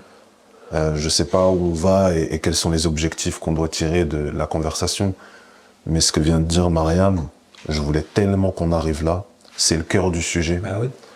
Orientation pro, en général, honnêtement, on s'en fout. À la maison, parents, je sais pas où elle est la caméra, mais parents, occupez-vous donc. Et occupons-nous de nos enfants. C'est pas facile. C'est pas facile, rien n'est facile. Et celui qui a envie de m'insulter sur les réseaux sociaux, qu'il y aille. L'absence des papas, le manque d'affection, de considération des parents, c'est affligeant. Quand tu prends les transports et que tu es avec ton enfant, tu es au téléphone. Là, je faisais un footing ce matin. Et en face de moi, il y avait une maman avec son téléphone en FaceTime et tenait la main de sa fille. En fait, ta fille, pendant que toi, tu es en FaceTime avec ta copine en train de te taper des barres, elle s'ennuie. Elle se sent pas considérée. Elle a l'impression d'être inutile. Et c'est des petits trucs comme ça, bêtes du quotidien, des détails insignifiants qu'on voit pas, hein. Qu'on voit pas, c'est l'habitude, mais qui font toute la différence. De la même manière que tu te plains quand ton mec il est au téléphone quand vous êtes au restaurant, ton fils ou ta fille, tu veux qu'elle fasse quoi quand elle est avec toi et qu'elle est au téléphone? Là, du coup, je vais parler de côté racial. En ce moment, je prends beaucoup les transports et je remarque les gens, j'observe. Et je vais voir la maman qui me ressemble avec ses enfants au téléphone ou le papa qui va pas calculer l'enfant. Et la maman qui me ressemble pas, qui va demander à sa fille tout le long du trajet, t'as fait quoi à l'école? Parle-moi, explique-moi, qui te met au défi, qui te challenge, qui est dans la conversation. Ça change tout. Ça change tout. J'interviens quotidiennement dans des lycées. On m'appelle même, quand le lycée c'est trop compliqué, on sait plus comment faire, on sait plus comment tenir une classe, on m'appelle pour intervenir. Il y a des petits, aussi durs et terribles soient-ils, tout ce qu'il veut, c'est un gros câlin. Quand ils viennent, ils te défient, un peu de provocation, un peu de chambrage. Tout ce qu'il veut, c'est un gros câlin. Et donc, moi, j'arrive et je l'apporte. J'appelle ça la bienveillante autorité. Quand j'arrive, tu comprends que je suis pas là pour rire avec toi. Mais on est là pour rire quand même. On va se taper des barres. Je vais arriver avec le sourire, la pêche, le truc, le mood qu'il faut. Et en fait, tout le monde, l'éducation, moi j'aime bien dire que l'éducation et l'amour, c'est les revers d'une même pièce. Quand tu aimes, tu éduques, tu reprends, tu cadres, tu orientes. Et il faut absolument... Est-ce que tu chicotes? Si ça doit arriver, ça doit arriver. Des fois, il faut. Ça a tué personne. Non, on m'a chicoté, je suis pas mort. Non, moi je suis Maintenant, contre ça. non, pas de problème, mon couple. Non, c'est pas J'ai pas de sujet. Non, j'ai pas de sujet. Non, parce que malheureusement, il y a tapé. C'est interdit de lever la main sur les enfants. Aujourd'hui, ouais, en tout cas. Donc je me permets de faire cette Voilà. proposition. Oui, c'est bien d'être... On laisse pas la main, on chicote pas, Je me permets de on faire reprend. Je me permets de faire cette digression sur la manifestation de violence. Les violences physiques sont à proscrire. Les violences verbales sont à proscrire également. On n'a pas besoin d'être violent physiquement et verbalement pour faire preuve d'autorité. Je pense aussi. On n'a pas besoin d'être agressif, d'être dans un rapport de force physique. Aucun. Pour faire valoir son autorité auprès des jeunes et auprès des moins jeunes. Donc il faut bien préciser tout ça. Vous vous rendez compte que cette phrase-là, c'était la parenthèse de digression. Cette phrase-là est un coup de butoir sur la culture afro. Parce que je sais que France avait une position là-dessus. Moi, si tu regardes, tout à l'heure j'ai dit quoi? J'ai dit que quand tu es dans une logique de progression, faut pas avoir peur de se mettre à dos ta famille, les profs, tes proches, tout le monde, les conseillers, tes amis. Parce que tu es dans une logique de progression. Et ta culture, au sens large. C'est ce qui compose ta famille, tes proches, ta culture, c'est tout ce qui compose ton existence, tu vois. Donc, le but, c'est pas de savoir est-ce qu'ils sont nombreux, c'est pas parce qu'ils sont nombreux qu'ils ont raison. Le but, c'est pas de te dire, parce que c'est ancestral, forcément, c'est la vérité. Le but, c'est savoir est-ce que ça a du sens. Oui. C'est-à-dire, on va vous sur aujourd'hui. C'est le sens. C'est pas de se dire, est-ce que ça vient des ancêtres? Est-ce que ça vient de ma famille? Est-ce que ça vient de ma religion? Est-ce que c'est censé ou pas censé? Aujourd'hui, on a toutes des épreuves. Mais ceux qui te disent comme qui? La chicotte, on a fait pas mal. Attends, je vais t'expliquer. Moi, je fais ces discussions. À mon époque. Moi, je suis intervenu dans les commissariats parce que des parents levaient la main. J'ai des pères que je connais qui m'ont appelé en garde à vue parce qu'ils avaient chiffré leur enfant au collège. Donc c'est ma réalité. Et je vais leur dire je vais te dire ce que je leur ai dit. Parce qu'ils m'ont dit, oui, moi, quand j'étais au collège, on m'a frappé. Et je lui dis, monsieur, j'entends ce que vous me dites. Vous avez été violenté plus jeune. Ça ne vous a empêché de devenir ce que vous êtes devenu. Gloire vous en soit rendue. Néanmoins, il y a des études qui montrent les traumatismes que ça donne. Violence exercée, violence verbale, violence physique sur les adolescents sont dévastateurs. Après qu'il y ait des exceptions qui, tant mieux. Mais de façon globale, ça a des répercussions catastrophiques sur l'estime de soi, sur la construction des femmes et des hommes. Voilà pourquoi c'est interdit. C'est pas interdit pour vous faire du mal à vous. C'est interdit parce qu'on a analysé de façon scientifique que ça a des répercussions sur la construction des enfants qui est complètement désastreuse. Voilà pourquoi vous êtes sanctionnés aujourd'hui. Pas des enfants, des adultes. Ah, mais les adultes, mais non, les enfants sur le coup. Exact. Les enfants sont violentés. Exact. Mais qui viennent des adultes. Exact. Mais les études elles portées sur des enfants qui ont vécu ces traumatismes physiques et psychiques. Donc j'explique au fait. Je pense que ce point-là constitue l'une des explications du retard économique du continent. C'est un des points. Il y a plusieurs points, c'est multifactoriel. C'est un des points. C'est un des points, un des points. C'est pas le plus important, mais c'est un des points. Et si tu veux, ce que je dis aux parents qui disent que on m'a frappé, ça m'a pas empêché de dire ce que je veux dire, c'est ne faites pas un transfert de vous sur les autres. C'est-à-dire, vous, c'est vous. Votre enfant, c'est pas vous. Ça ne me concerne que moi. Voilà. Moi, dans ma Et construction. vous prendre comme baromètre en justifiant des violences, c'est très très dangereux. C'est premièrement de l'immaturité, de l'irresponsabilité, et c'est surtout une arrogance incroyable. Parce que c'est dire que, en fait, ton enfant, sa sensibilité, je m'en fous. C'est ça. Parce que moi, on m'a fait ça, et que je me suis bien sorti, et la preuve le non, puisque si tu t'en es bien sorti, tu ne serais pas violent. Donc, tu ne t'en es pas bien sorti. Mais les gens n'ont pas conscience qu'ils ne sont pas bien sortis parce qu'ils n'ont pas de thérapie. C'est ça. Pour retourner. D'accord avec ça? Bah oui. Moi, C'est inné. C'est. Vas-y. Oui. Non, je rejoins ce qu'a dit Mbeko. Après, oui, il faut faire attention par rapport aux enfants, aux adolescents. Mais des fois, il faut les reprendre un peu physiquement aussi. Comme j'ai dit dans l'émission sur l'éducation il y a un an et demi. Non, oui, on peut violer. Mais imagine que tu le fais, il tombe. Il tombe pas. Je termine. Je termine juste mon propos. Assume que tu dis publiquement devant la caméra, je vous incite à violer la loi. Assume-le. C'est pas ce que je suis en train de dire. J'ai même pas fini mon propos. Laisse-moi terminer mon propos. Laisse-moi terminer. T'as mis dans un biais là, t'es dans un. Non, il y a Dans un traquenard. On sait que c'est filmé, c'est des images. il a déjà tout. Moi, le truc que je dis, je suis pas pour qu'on répète ce que nos parents nous ont fait. C'est vrai que nos parents, ils ont piétiné des fois quand même, faut dire la vérité. Mais je suis pas pour qu'on répète ça. Non. Mais, comme j'ai dit dans l'émission il y a un an et demi, le monde de dehors, c'est la réalité. En fait, donc, il y a des choses que les enfants, un enfant, on va lui mettre une fessée, on va pas le piétiner, ça sert à c'est rien. interdit la fessée aussi. Ah ouais. En fait, Je termine. C'est le seul. Et après, À un moment, il faut qu'il y ait des interdictions, des règles dans une maison, comme dehors, il y a la loi, etc. aussi, normal. Mais il faut qu'il y ait une conséquence aussi en cas de non-respect de certaines règles. Alors je dis pas qu'il faut violenter les enfants, il faut les tabasser, mais des fois, on est obligé de lever un peu la main, je suis désolé. Pourquoi une gifle, une gifle, quelque chose comme ça? Mais en fait, Pas c'est forcément soit- Une gifle, à quoi? Un coup de poing? Un coup de tête? c'est soit, c'est Oh soit non, il parle pas. on prône la violence, soit on l'interdit. Là, t'es dans un entre-deux. Faut que tu prennes position. Tu es pour ou contre la violence sur les enfants? Moi, ça me donne une correction adaptée à la situation. Donc tu Pourquoi il est pour? Une correction adaptée à la situation. C'est ce que je te dis. Donc tu es pour les violences et tu enfreins la loi. D'accord, ok. En tout Donc, tu cas, l'assumes. ce qui est sûr, c'est qu'un enfant, il a besoin d'un cadre.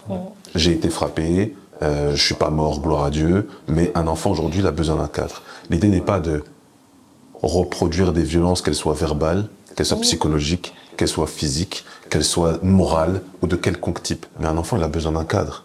Il faut que tu puisses lui indiquer la voie dans laquelle il doit aller. Et ce, de manière bienveillante. Comment est-ce que tu l'aides à atteindre ses propres objectifs? Parce que, in fine, le rôle de l'école, c'est de permettre à des individus, femmes et hommes, de se réaliser, de s'accomplir, de devenir qui ils doivent être. Et ça ne peut pas se faire si tu ne fixes pas de cadre. Ce cadre, c'est, tu peux faire ci, tu peux pas faire ça, tu peux aller là.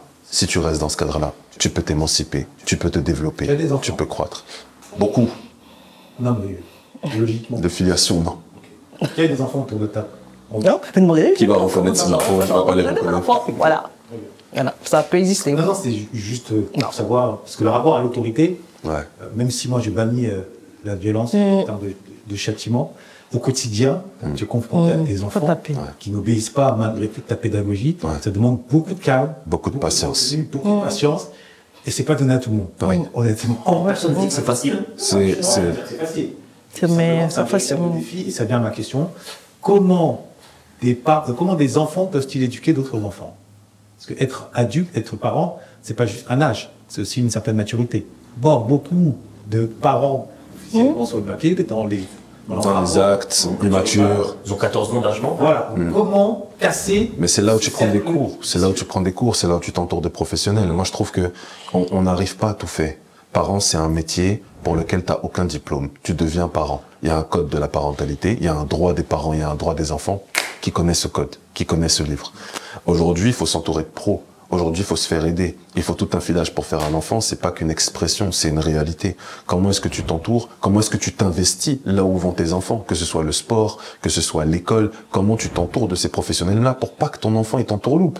Oh, à l'école, on m'a dit ça. Non, mais t'inquiète, mon bulletin scolaire. Non, mais mon carnet de correspondance. En fait, comment t'es présent pour pas que ton enfant te carotte? On a tous été des enfants, on a tous tenté de carotte nos parents. Comment est-ce que toi, maintenant que c'est ton tour, tu te retrouves pas à faire ou vivre ou subir la même chose? C'est l'engagement. On travaille tous, on est tous auto-entrepreneurs, on est tous créateurs d'entreprise, on est tous chefs d'entreprise, on est tous salariés, mais comment est-ce qu'on fait pour être présent pour nos enfants? C'est la seule et unique question. Pronote. Pour moi, ça pose un autre enjeu éducatif qui est celle de l'autorité. Et qui est l'acteur de l'autorité? Et moi, j'ai tendance à penser aujourd'hui qu'on demande quand même beaucoup aux parents. Qu'on en demande beaucoup aux parents? Qu'on en demande beaucoup aux parents. Je me souviens d'un discours qu'il y a eu l'année dernière par l'ancien ministre de l'Éducation nationale qui disait l'autorité, c'est l'école et les parents. Et en fait, ça jette à la poubelle tous les autres. Toute l'histoire de l'éducation populaire. Ce que tu évoques. Il faut tout un village pour éduquer un enfant. Ça s'est matérialisé dans l'histoire éducative.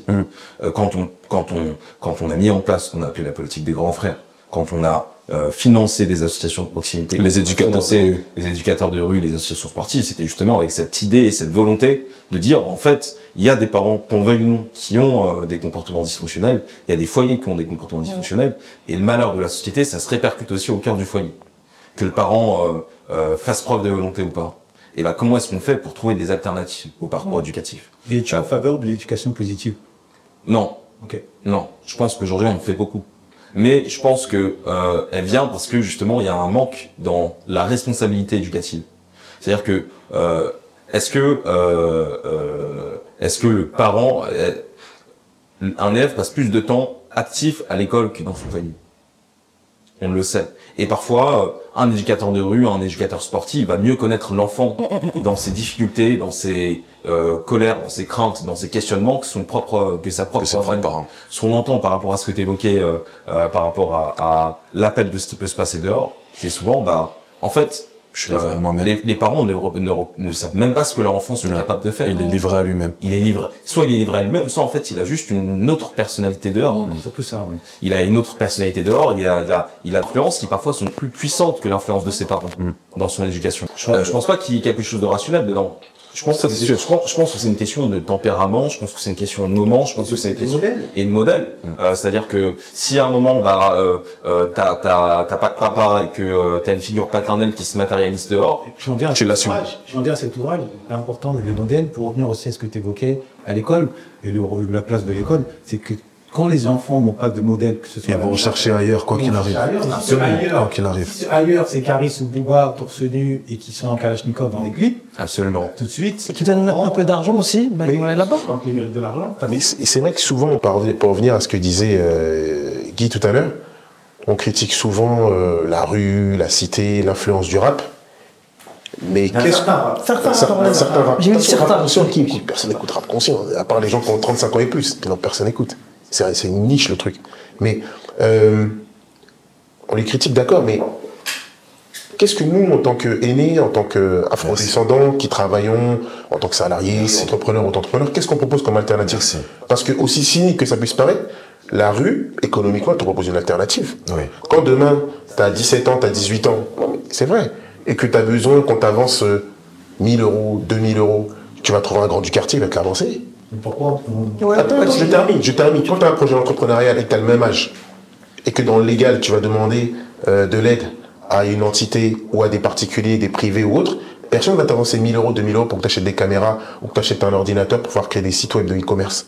Mais la rue, même si c'est mauvais, hein, mais elle te propose une alternative économique. Nous, on n'a pas d'alternative économique pour les plus jeunes.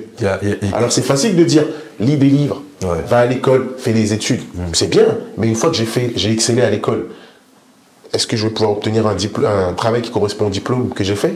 Il faut qu'on soit plus nombreux à réussir. Voilà, c'est bien de critiquer certaines choses, mais qu'est-ce qu'on propose comme alternative? On va prendre un jeune Européen qui est français, qui est né même dans le 93, qui habite même dans une cité. Mais lui, il a l'alternative de l'école, il a l'alternative peut-être de ses parents parce qu'il a un certain milieu social, il a l'alternative de la rue, s'il veut aussi, parce qu'on a grandi dans des cités, on a vu des Blancs qui étaient un peu mieux lotis que nous, ils n'étaient pas riches ou quoi que ce soit, mais certains sont mis à dealer, par exemple. Moi, je comprenais pas. Je dis, mais t'habites dans une pavillonnaire. Il y en avait un, je sais pas, il me disait qu'il volait des baskets qui étaient séchées l'été, là, à l'entrée des fenêtres, là, dans les quartiers et tout. Je dis, mais on n'est pas au Brésil, tout, pas dans les favelas. Mais il aimait bien. Mais lui, pourtant, ses parents avaient une société dans le BTP, c'était un Portugais. Donc, mais c'est parce que l'appel de la rue fait que. Mais ils ont plusieurs alternatives que nous, on n'a pas. Nous, nos parents, économiquement, ils peuvent pas nous aider à ouvrir une société, ou même avoir des contacts qui nous permettent d'avoir des bons boulots dans le salariat. Ils n'ont pas ce réseau-là. Même quand tu as le bon diplôme, après, il faut faire des démarches pour ensuite démarcher les entreprises. Tu n'as pas forcément l'école, tu n'as pas le réseau aussi également. Demain, tu veux créer un petit projet entrepreneurial. Même il faut, hein, pas besoin de grosses sommes, 2000, 3000 euros. Mais quand tu as 17 ans, 18 ans, même 20 ans, sortir 2 3 000 euros sur un projet, mais tu peux pas. Mais le grand du quartier à qui tu demandes, la semaine d'après, il t'avance un kilo de shit. Tu vois ce que je veux dire? Et tu le rembourses le mois d'après. En temps et en heure. Mais nous, on n'a pas d'autre alternative à proposer aux Afro. On leur dit lire des livres. C'est la solution facile de lire des livres. Non, mais il faut lire des livres aussi. Non, il faut lire des livres, d'accord. Mais qu'est-ce qu'on propose comme alternative? Et même culturellement, qu'est-ce qu'on bâtit, qu'est-ce qu'on met en place pour les plus jeunes? Attends, je termine juste sur le rap, par exemple. Mais nous, ils sont où nos grosses structures, nos gros labels, qui font qu'on va payer un rap qui va ramener un autre message? Pourquoi le mec qui va dire, bah, je vais rapper le ghetto, la cité, parce que Universal, Warner, Sony, paye ça. Bah tiens, tu rappes le rap de rue, c'est à la mode en ce moment. Bah écoute, nous, il y a tel rappeur qui a signé, il a pris 100 000 euros d'avance, etc., etc. Il fait des deals avec telle marque, avec des équipementiers sportifs, etc. Et ça marche. Bah, le mec, il va s'orienter vers ce qui marche. Mais s'il y avait ça, il y a d'autres alternatives qui font que le rap conscient ou le rap un peu plus cool, le rap un peu plus funky, etc., c'était aussi rémunérateur, voire même plus, mais ils auraient différentes options. Mais il n'y a pas d'autres options. C'est facile de leur dire, oui, fais des bonnes notes. Mais je fais des bonnes notes, d'accord, mais si après je gagne moins que quelqu'un qui est dans un restaurant qui fait la plonge, comment ça se fait que, pourquoi je vais travailler bien à l'école? C'est un sujet qui me tient vraiment à cœur. Et une partie de ce qui a été dit là à l'instant a réveillé en moi une sorte de volcan. Ce qui est assez grave, de crédibiliser le recours à un dealer de shit pour financer un projet entrepreneurial. La France reste quand même un espace où, quand tu es armé de bonne volonté, que tu poursuis des études, tu peux trouver des sources de financement. Alors certes, c'est pas en un claquement de doigts, c'est vrai, néanmoins tu peux quand même trouver des sources de financement. De deux, et c'est l'aspect le plus important encore, quand tu mets le doigt dans l'engrenage de l'argent sale, t'en sors plus. T'en sors pas. T'en sors plus. T'en sors Tu pas. vas juste t'empruntes un sors taux, pas. c'est bon. T'en sors pas. Quand t'as remboursé, Ça devient une maladie. Moi, je te parle en tant qu'ancien dealer. Ça devient une maladie. Parce qu'après, tu respires. Parce que quand l'argent rentre facilement, C'est trop bien. ça rentre, tu dis, mais finalement, je vois mon frérot là qui va se casser le dos pour effectivement 2 balles 2.5, il est en col blanc, mais moi les 2.5, je les ai en une journée. Et puis c'est comme ça que ta vie se transforme en cartel. Et tu finis carbonisé à 35 ans, t'as pratiquement 3 chicots, t'es au PMU avec une balade, et tu dis à tout le monde, à qui veut bien entendre, moi à l'époque j'étais un 6 gros, moi à l'époque j'étais ça. Donc moi ce discours-là, Je peux pas l'entendre de fou. Attendez. moi personnellement ce discours-là, je m'inscris totalement en faux, et moi j'incite les jeunes, et je m'arrêterai là-dessus, à comprendre que l'adolescence, ce n'est pas une fin en soi. L'adolescence, c'est un atelier, c'est un laboratoire. Tu te construis. C'est un passage. C'est un passage. Tu dois faire preuve de patience. Oui, l'immédiateté, la société de consommation nous incite à vouloir tout de suite. C'est vrai. Maintenant, il faut comprendre, et c'est notre rôle à nous, et là je te rejoins sur notre responsabilité, mais un peu se tenir sur le discours, comme ce que nous sommes en train de faire ici. Notre responsabilité, c'est de rappeler aux jeunes que la vie ne s'arrête pas demain. Non. La vie, c'est dans 5 ans, c'est dans 10 ans. Il faut se projeter. Les petits Asiatiques, ils viennent pas en France avec les poches pleines. Ils viennent en France dans des conditions aussi difficiles. Pour autant, on les retrouve moins en cellules de GAV et plus à l'université. Et au bout du compte, ils en tirent certains bénéfices matériels et psychologiques. Si tu me permettre aussi, les filles, il y a beaucoup, parce qu'il y a quand même beaucoup de filles, il y a des filles qui se prostituent. Quoi, elles sont mieux, on appelle la prostitution. Donc maintenant, elles aussi, elles voient, elles voient tout ça. Mais moi, elle m'aime bien, elle dit, Mariam, tu te fais même pas du 1000 euros. Nous, nos pieds, nos mains, on a presque 5000 euros. Incroyable.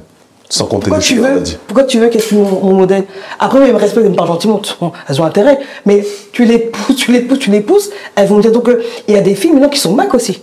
Il y a des filles, elles ont 18 ans, 19 ans, 20 ans. Il y a des filles, elles sont Mac, normal. Elles viennent dire, elles t'abordent des fois dans la rue. Est-ce que tu veux travailler? Bah oui. Bah tu viens et tout. Des fois, elles te kidnappent aussi.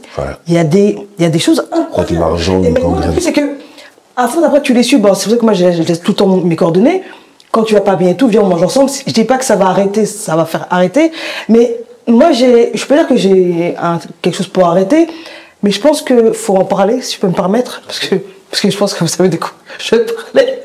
Vous les rigolez, c'est que je trouve que le côté spirituel, il n'est pas abordé. Je trouve que ça, c'est dommage. Parce que quand on se niche dans le côté spirituel, je dis pas que vous plus de bêtises, j'ai jamais dit ça. Et au contraire, on est des êtres humains, donc on doit faire des péchés, c'est normal. Mais il y a péché et péché, je me dis que le côté spirituel, il est très important.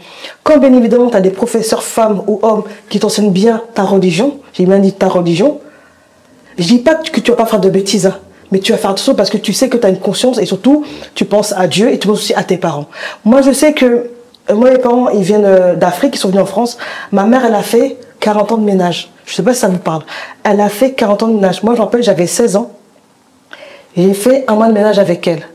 À un moment donné, je me suis jamais embrouillée avec ma mère. Jamais. Mais là, j'ai dit, j'y vais pas. Mais je peux pas y aller. C'est pas pour lui manquer de respect, mais parce qu'il me dit, comment tu as pu faire autant de ménage? Et je peux pas la déshonorer, lui manquer de respect, et lui dire, mais maman, en fait, oui, je dis sur le coup, après mon père, il est quand même venu m'attraper dans ses mots, dans mon marin, voilà, il m'a parlé très gentiment. Mais pour faire que vous, que même regarde le travail, tu vas apprendre, et effectivement, après, j'ai appris. C'est vrai que le fait, la peur de Dieu, la peur des parents, font que tu vas faire des bêtises, on va en faire. Mais on va en faire beaucoup moins. Ouais, et beaucoup moins dramatique, parce que tous les risques qu'on voit, des jeunes filles, des jeunes garçons qui sont, ils n'ont même pas 20 ans, ils n'ont même pas 15 ans. Et encore une fois, quand j'ai fait une intervention à Sarcé, j'aurais dit, est-ce que vous savez c'est quoi la mort? Personne ne me répond. Bon, je réponds que quand on meurt, après c'est fini. Non. On vous dit là, ici, tout ce qu'on veut. La mort, c'est pas quand tu meurs et oui, tu meurs sur le coup, il y a beaucoup de choses. Tu tues la victime, tu tues la parent des victimes, tu tues aussi les agresseurs, tu tues les parents des agresseurs. Il y a un engrenage où, encore une fois, moi je sais que c'est la foi qui nous avait tenu par rapport à mon frère. Parce que s'il n'y avait pas la foi, je vous dis la vérité, si mes parents n'avaient pas la foi, ou si moi j'avais pas la foi, ou même mes parents n'auraient pas la foi, on aurait pu vraiment déchanter et vraiment faire n'importe quoi. Ils ont été pas logiques, mais on va dire, bah oui, Mariam, elle n'a pas eu son frère, elle était petite, et j'ai aussi un petit frère aussi, donc on a essayé de se construire, de remonter la pente, mais je sais que Dieu, il nous a aidés. Et je dis, après, je sais pas si, de toute façon j'en ai parlé, moi je trouve que c'est important quand même de dire que faut quand même avoir ça comme, je sais pas, comme esprit. Ce que tu dis est intéressant parce que là, on parle de quelque chose de tabou. Tu as parlé de spiritualité, de religion, en disant que ça sauve. Moi, je pense en toute sincérité que Jésus, l'islam ne sauve personne. Tu veux pas dire ça, ta voix. Tu veux pas dire ça. Honnêtement, Tu veux pas dire ça, tu veux pas dire ça. Attends. Tu veux pas dire que ça sauve personne. Je te dis que tu peux prendre la Bible, tu peux prendre le Coran, ça ne sauve personne. C'est pas ça qui te sauve, c'est toi qui te sauve. Oui. C'est pas la même chose. Mais à travers de quoi ça te sauve? Attention. Oui, mais ça c'est sûr ça. Je vais t'expliquer une chose très simple. La Torah, la Bible, le Coran, tous les principes religieux, ce sont des principes qui te sauvent quand tu les embrasses pour de vrai. C'est pas des principes qui te sauvent tout court. Je vais faire la différence. Tu prends un médicament parce que tu as été piqué par un scorpion extrêmement rare. Si tu prends pas ce médicament, tu vas mourir. Ce médicament t'a sauvé. Tu prends ce médicament, t'as sauvé. C'est une question de vie ou de mort. Ça t'a sauvé. Littéralement, ça t'a sauvé. Oui, mais par la perception de Dieu que ces médicaments m'a sauvé. Non. Pour moi, ça c'est moi. Ça, Non, mais je vais t'expliquer quelque chose. c'est moi. Non, ça c'est moi. Non, mais je ne conteste pas, moi j'entends ce que tu dis. Je te dis que la foi, c'est un acte positif. C'est-à-dire que tu décides d'embrasser une foi. C'est une action. Et c'est en embrassant les valeurs et les principes de cette foi que tu te sauves. C'est pas elle qui te sauve. Tu vois la différence? Mais tu viens de dire d'embrasser. Donc si j'embrasse, C'est c'est ce ce que que je je suis te dis. avec. Mais c'est ce que je te dis. Et t'as vu, avant de commencer, j'ai dit, parce que j'ai appris avec des bonnes personnes. Mais Il c'est y a pour ça ça que je te aussi. dis que c'est différent. Ça, je te dis que c'est différent entre prendre un médicament qui immédiatement produit un effet sur toi et toi embrasser un comportement qui va te sauver. Tu vois la différence entre les deux? Oui, un peu. Un chirurgien te sauve. C'est-à-dire qu'on doit t'opérer tout de suite. Dieu ne te sauve pas. C'est toi qui embrasses le chemin de Dieu pour te sauver. Non, tu vas dire ça. Non, non, Alors- non, dis le contraire. C'est Dieu qui me veut. Après, je peux comprendre ce que tu veux dire, mais c'est. Regardez le nombre de gens qui sont religieux qui font n'importe quoi. Si vous pensez que c'est la religion qui sauve. Mais c'est ce que. Mais moi, j'ai dit ça. Ça, tu me dis, vous. En fait, vous croyez Moi, j'ai dit ça. vous croyez que c'est la religion qui vous sauve. C'est toi et ton comportement Oui. qui va dans la religion qui t'explique. Et moi, j'ai dit quoi? Non, mais t'as vu là, moi, j'ai dit quoi? Moi, j'ai bien dit, j'ai appris avec des bonnes personnes. Et C'est ce que je honnêtement, te dis. aujourd'hui, je vais pas je parlais encore une fois français, c'est que je parle, c'est qu'aujourd'hui, malheureusement, dans les quartiers, même ailleurs, il y a des gens qui pensent qu'on aime des choses qui le font très mal et qui enseignent très mal. Et c'est là qu'il y a des dérives. Et c'est pour ça que je te dis que c'est pas le livre, c'est pas le texte, Mais c'est ton comportement qui te sort et qui Non, mais te sauve. t'as vu l'attention? Moi, C'est ça que je l'ai expliqué. quand je lis un des livres saints, je ne les lis pas toute seule. Hein. Mais j'ai pas dit le contraire. Non, mais, pour te faire comprendre que si je le lis, non, mais justement, je le lis avec quelqu'un qui m'explique. Mais je te Je dis- vais pas le lire, moi, ma tour, je vais le Ouais, lire. ouais, Parce que si je le lis, écoute, je vais voir des gars que ce soit. Oui, Pour moi, j'ai compris, oui. sauver quelqu'un, c'est un acte immédiat. Oui, de toi-même, oui.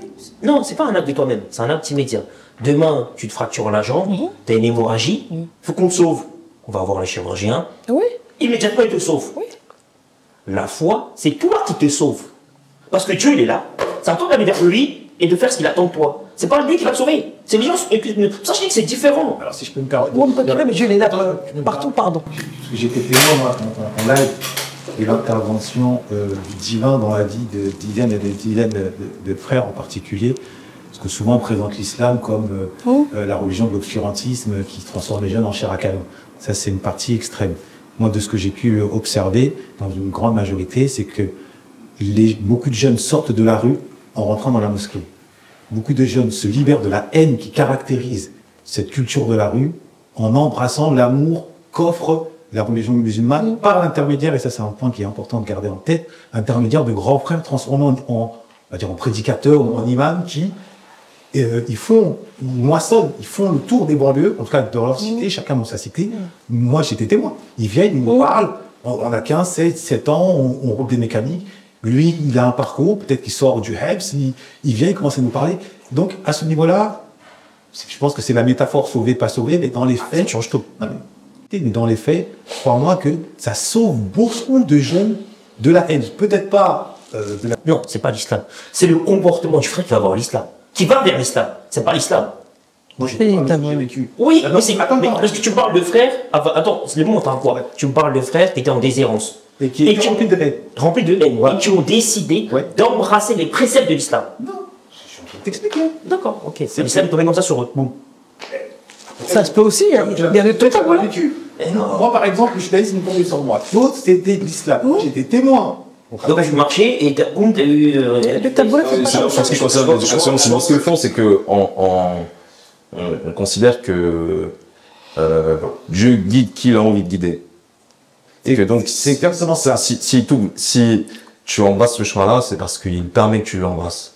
Et parce que Il y a des signes. il y a des signes, etc. Effectivement, c'est toi qui ensuite doit avoir l'exigence d'approfondir la réflexion, mais que c'est une porte qu'il va t'ouvrir pour pouvoir embrasser ça. Auquel j'ai été témoin, j'étais proche, m'ont vécu aussi sur leur chemin spirituel, donc je peux t'assurer, pas dans tous les cas. Évidemment, des fois. et dans un foyer où c'est déjà empreint fortement de religiosité, t'as pas le même impact que quand tu passes par la case vraiment de l'autodestruction, le nihilisme propre aux banlieues, aux ghettos. Par exemple, les frères que tu connais bien de la NOI aux États-Unis, comment ça va fonctionner?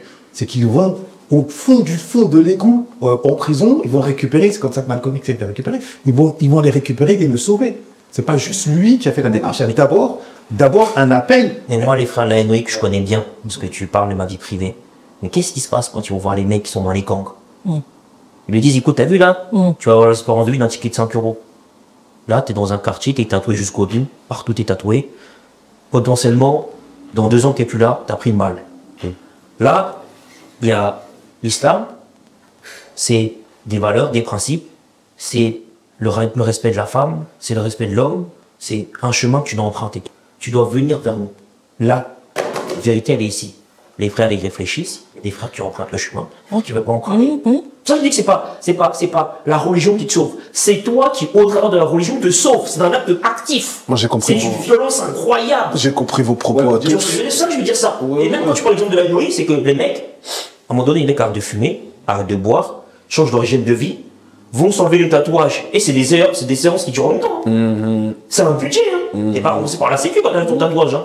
Et le mec te dit, je ne veux plus que mes routines de vie Soient les mêmes. soient les mêmes. Qui me détruisent, hein, quand même. C'est ce que je veux Bien dire. sûr, on est d'accord, c'est ça. Il y a des Ça, quand tu fumées. te lèves le matin pour les prier, c'est une hygiène de vie. Quand on te dit mange plus tes produits, c'est une hygiène de vie. Mais c'est un code qui existait avant toi. Oui, Et que tu décides d'embrasser. oui. Tu vois ce que c'est une rééducation, la religion. C'est pas tu marches. De tous les jours. Mais bien sûr, tous les jours. Et Tout le monde peut perdre. hein. Tu es religieux, Pardon. croyante. Comment? Ah, ça se voit. Oui. Ouais. Croyant. Comment? Après, on peut revenir sur l'éducation. Alors, les jeunes, Quand tu dis que ça se voit, toi aussi, bah, quand tu dis que ça se voit, C'est une maintenant. question très simple et très rapide. Sur tes cheveux. Tu es croyant? ouais. Tu es croyant? Oui. Tu es croyant? Ouais. Nala? Ah, est-ce que vous croyez en l'existence des signes? Oui. Pardon, j'ai pas oui, pardon. Oui. Oui. Voilà, c'est ça la différence. Moi aussi, Quand tu es croyant, petit à petit, ta boîte, c'est Quand petit je à crois pas aux petit. signes, je peux pas comprendre. Toi, tu tombes. Mais c'est pas tomber, c'est qu'il y a des signes. Là, je peux faire ma parenthèse maintenant. On va. Mais en revanche, il y a un truc qui est intéressant dans tout ce qu'on vient de se dire par rapport au sacré, au final, c'est que ça doit revenir aussi bien dans notre système éducatif que dans nos foyers, que dans la société. Ils ne pas à l'école. Et aujourd'hui, on l'apprend pas à l'école, Ils viennent et le pas sacré parler. devrait revenir à l'école, qu'il soit religieux ou autre, mais il faut sacraliser les choses parce que c'est ce qui nous permet d'avoir encore une fois le cadre qui nous aide à avancer dans la bonne Tabou, le direction. fait de pas en parler. C'est devenu l'anti-France, hein. Le sacré aujourd'hui. Ouais, on manque de sacré. Mais moi, je veux pas là-dessus. Non, pas du tout. C'était, en fait, on a fait une petite digression sur le côté spirituel. C'est lié au débat qu'on est en train de faire, mais c'était juste par rapport à ce que tu disais sur par rapport à ce qu'on disait par rapport à l'influence de la rue. Okay. Moi, je dis pas aux jeunes d'aller dealer ou quoi que ce soit.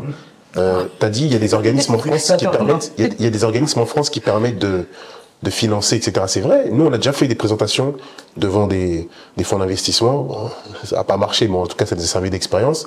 J'ai déjà contacté la BPI. Là, récemment, je suis rentré en contact avec, comment il s'appelle, France Business France, qui est un organisme public semi-privé. Mais il y a plein de démarches à faire.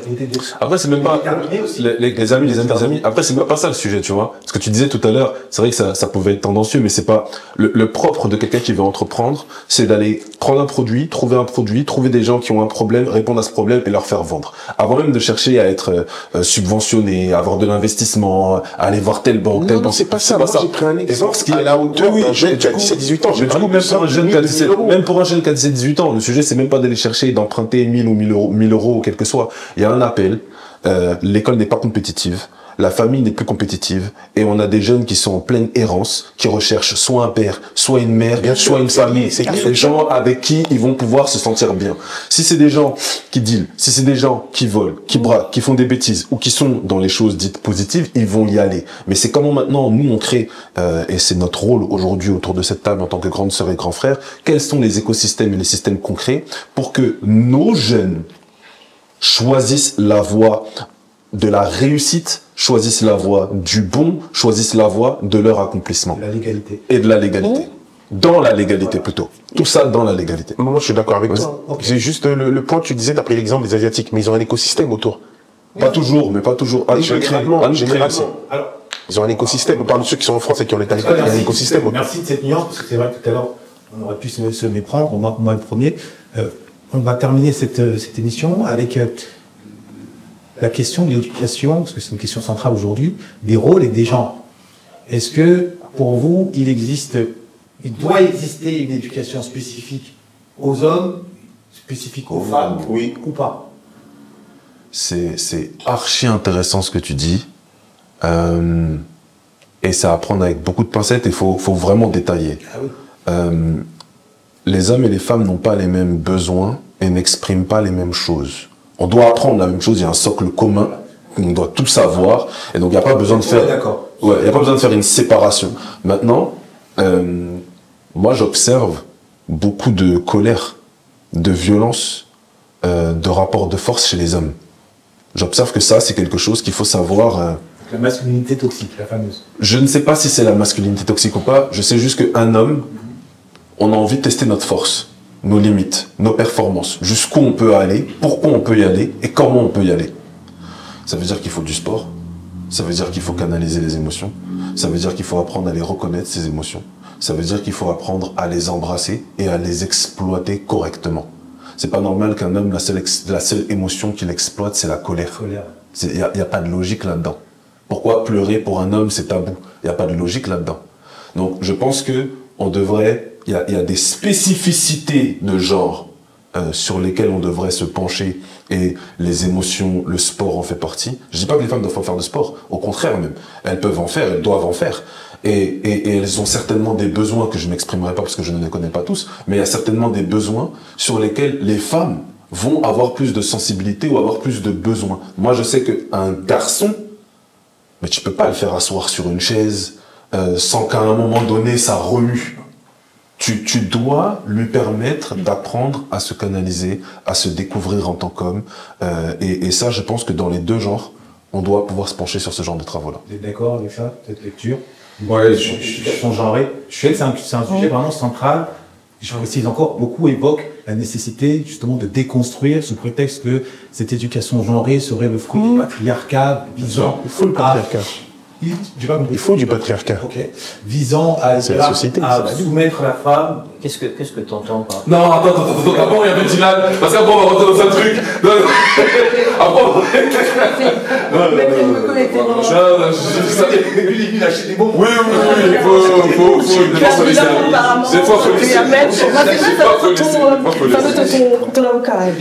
Je pense qu'il y a deux types d'éducation à prendre en compte. Il y a l'éducation académique qui mène vers un métier, vers une trajectoire professionnelle, et puis il y a l'éducation sociale.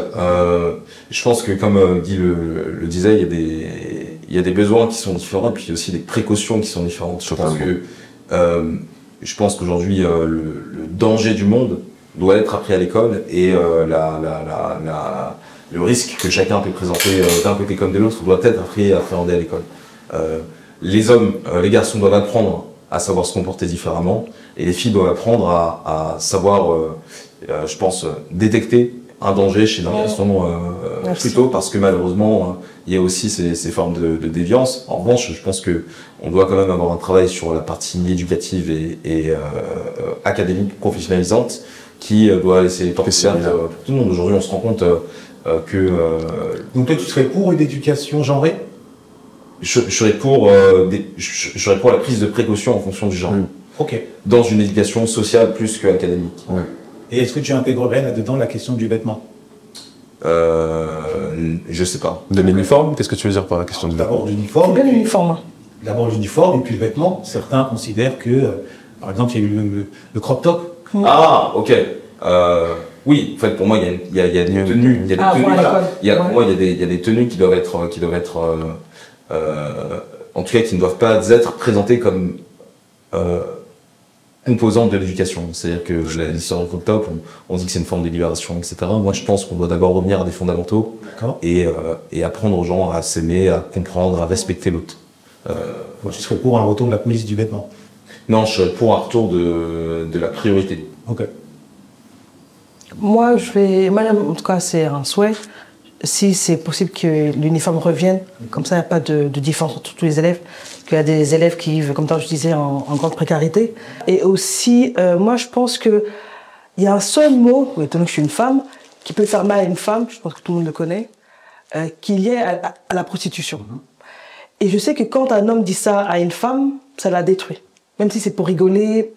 Voilà. Après, encore une fois, l'éducation compte. Moi, je sais que, par exemple, moi, dans ma famille, ou même dehors, c'est très rare que je dise des gros mots déjà. Donc, moi, quand je fais des interventions, c'est pas que je reviens un petit peu sur ce que tu disais, Dylan, c'est que, pour moi, c'est pour ça qu'on fait des interventions depuis 2011 dans les écoles, justement. Pas pour forcer les jeunes, mais leur dire, quand un garçon fait ça, ça veut dire ça. Et aussi les filles aussi, elles peuvent aussi être très aussi, comment on appelle ça, prédatrice, elle peut aussi avoir des comportements aussi tendancieux, il faut quand même le dire. Je suis une femme, il faut quand même le dire. Et le fait de dire ça, je sais que les filles ne vont pas être contentes, mais aussi les filles, faites attention aussi. Habillez-vous correctement, parlez correctement. Donc tout ça... Correctement, ça veut dire quoi? Pas de crop top à l'école. Okay. T'es en 4e, quand tu mets un crop top, dis oui, peut-être qu'elle est innocente, oui, mais t'es là pour travailler. Et qui dit jeune fille, il dit aussi des professeurs, parce qu'il y a aussi des professeurs qui s'habillent un petit peu de manière, mais je dis mais non madame, vous êtes là aussi pour enseigner aux jeunes. Donc c'est vrai que c'est encore une fois sur les habits de la femme, mais c'est vrai que ça joue parce que une jeune fille va voir son professeur qui lui donne le cours. Donc si elle voit son professeur, elle vient en cuissarde, elle va dire mais oui, mais non en fait. Donc ce rapport à la femme est extrêmement compliqué. Encore une fois, tout le monde s'habille comme il veut, mais pour moi en tout cas à l'école, c'est important d'avoir des habits corrects en tout cas pour plus se respecter. Si je peux me permettre. Partager. Elle peut être innocente avec un col roulé aussi, c'est bien. Comment? Non, pour rebondir sur ce que tu disais, elle peut être innocente avec un col roulé aussi. Pour parler du patriarcat, j'aimerais bien avoir un point de vue sur le patriarcat. C'est bien. C'est une bonne chose. Non, je disais que le patriarcat, il est important dans notre société. La définition du patriarcat? Le patriarcat, c'est l'ordre qui est établi par les hommes. C'est-à-dire, je vais donner des exemples dans la société. Par exemple, demain, il y a une guerre, c'est les hommes qui vont aller au front. Quand il faut construire un pays, majoritairement, même encore dans le BTP, on le voit, c'est les hommes qui vont au charbon. C'est les hommes qui font les grandes constructions. C'est les hommes qui ramènent des conflits aussi également.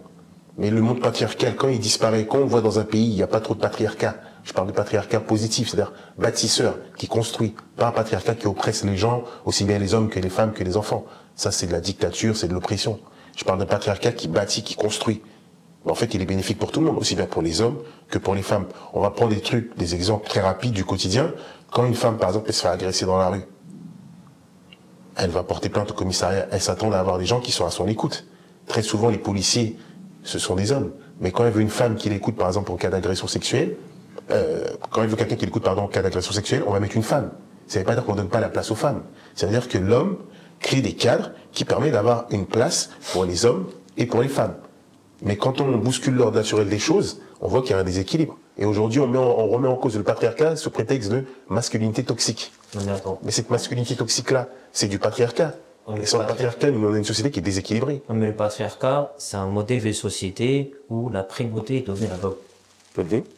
Tu vois? Mais je pense qu'il n'a pas la définition, sinon il n'aurait pas dit ce qu'il a dit. Mais moi, je suis d'accord avec ce qu'il vient de dire, là, c'est la primauté donnée à l'homme. Oui, bien sûr. Je suis bien d'accord. Primauté. Non, attends. En fait, le patriarcat est un modèle de société où la primauté est donnée à l'homme au détriment de la femme. C'est ce que tu souhaites. Non, c'est pas ce que j'ai dit. Non, C'est pas du tout ce que j'ai dit. Ça n'existe pas le patriarcat positif. J'ai pas dit que c'était positif ou pas. J'ai pas dit que c'était au détriment de la femme. C'est pas ce que j'ai dit. J'ai dit que le patriarcat permet aux hommes de mettre en place des structures, des organisations, de faire tourner une société pour que l'homme et la femme puissent avoir une place. Mais écoute, j'ai pas dit que c'était au détriment de la femme. Non, mais j'ai pas dit ça.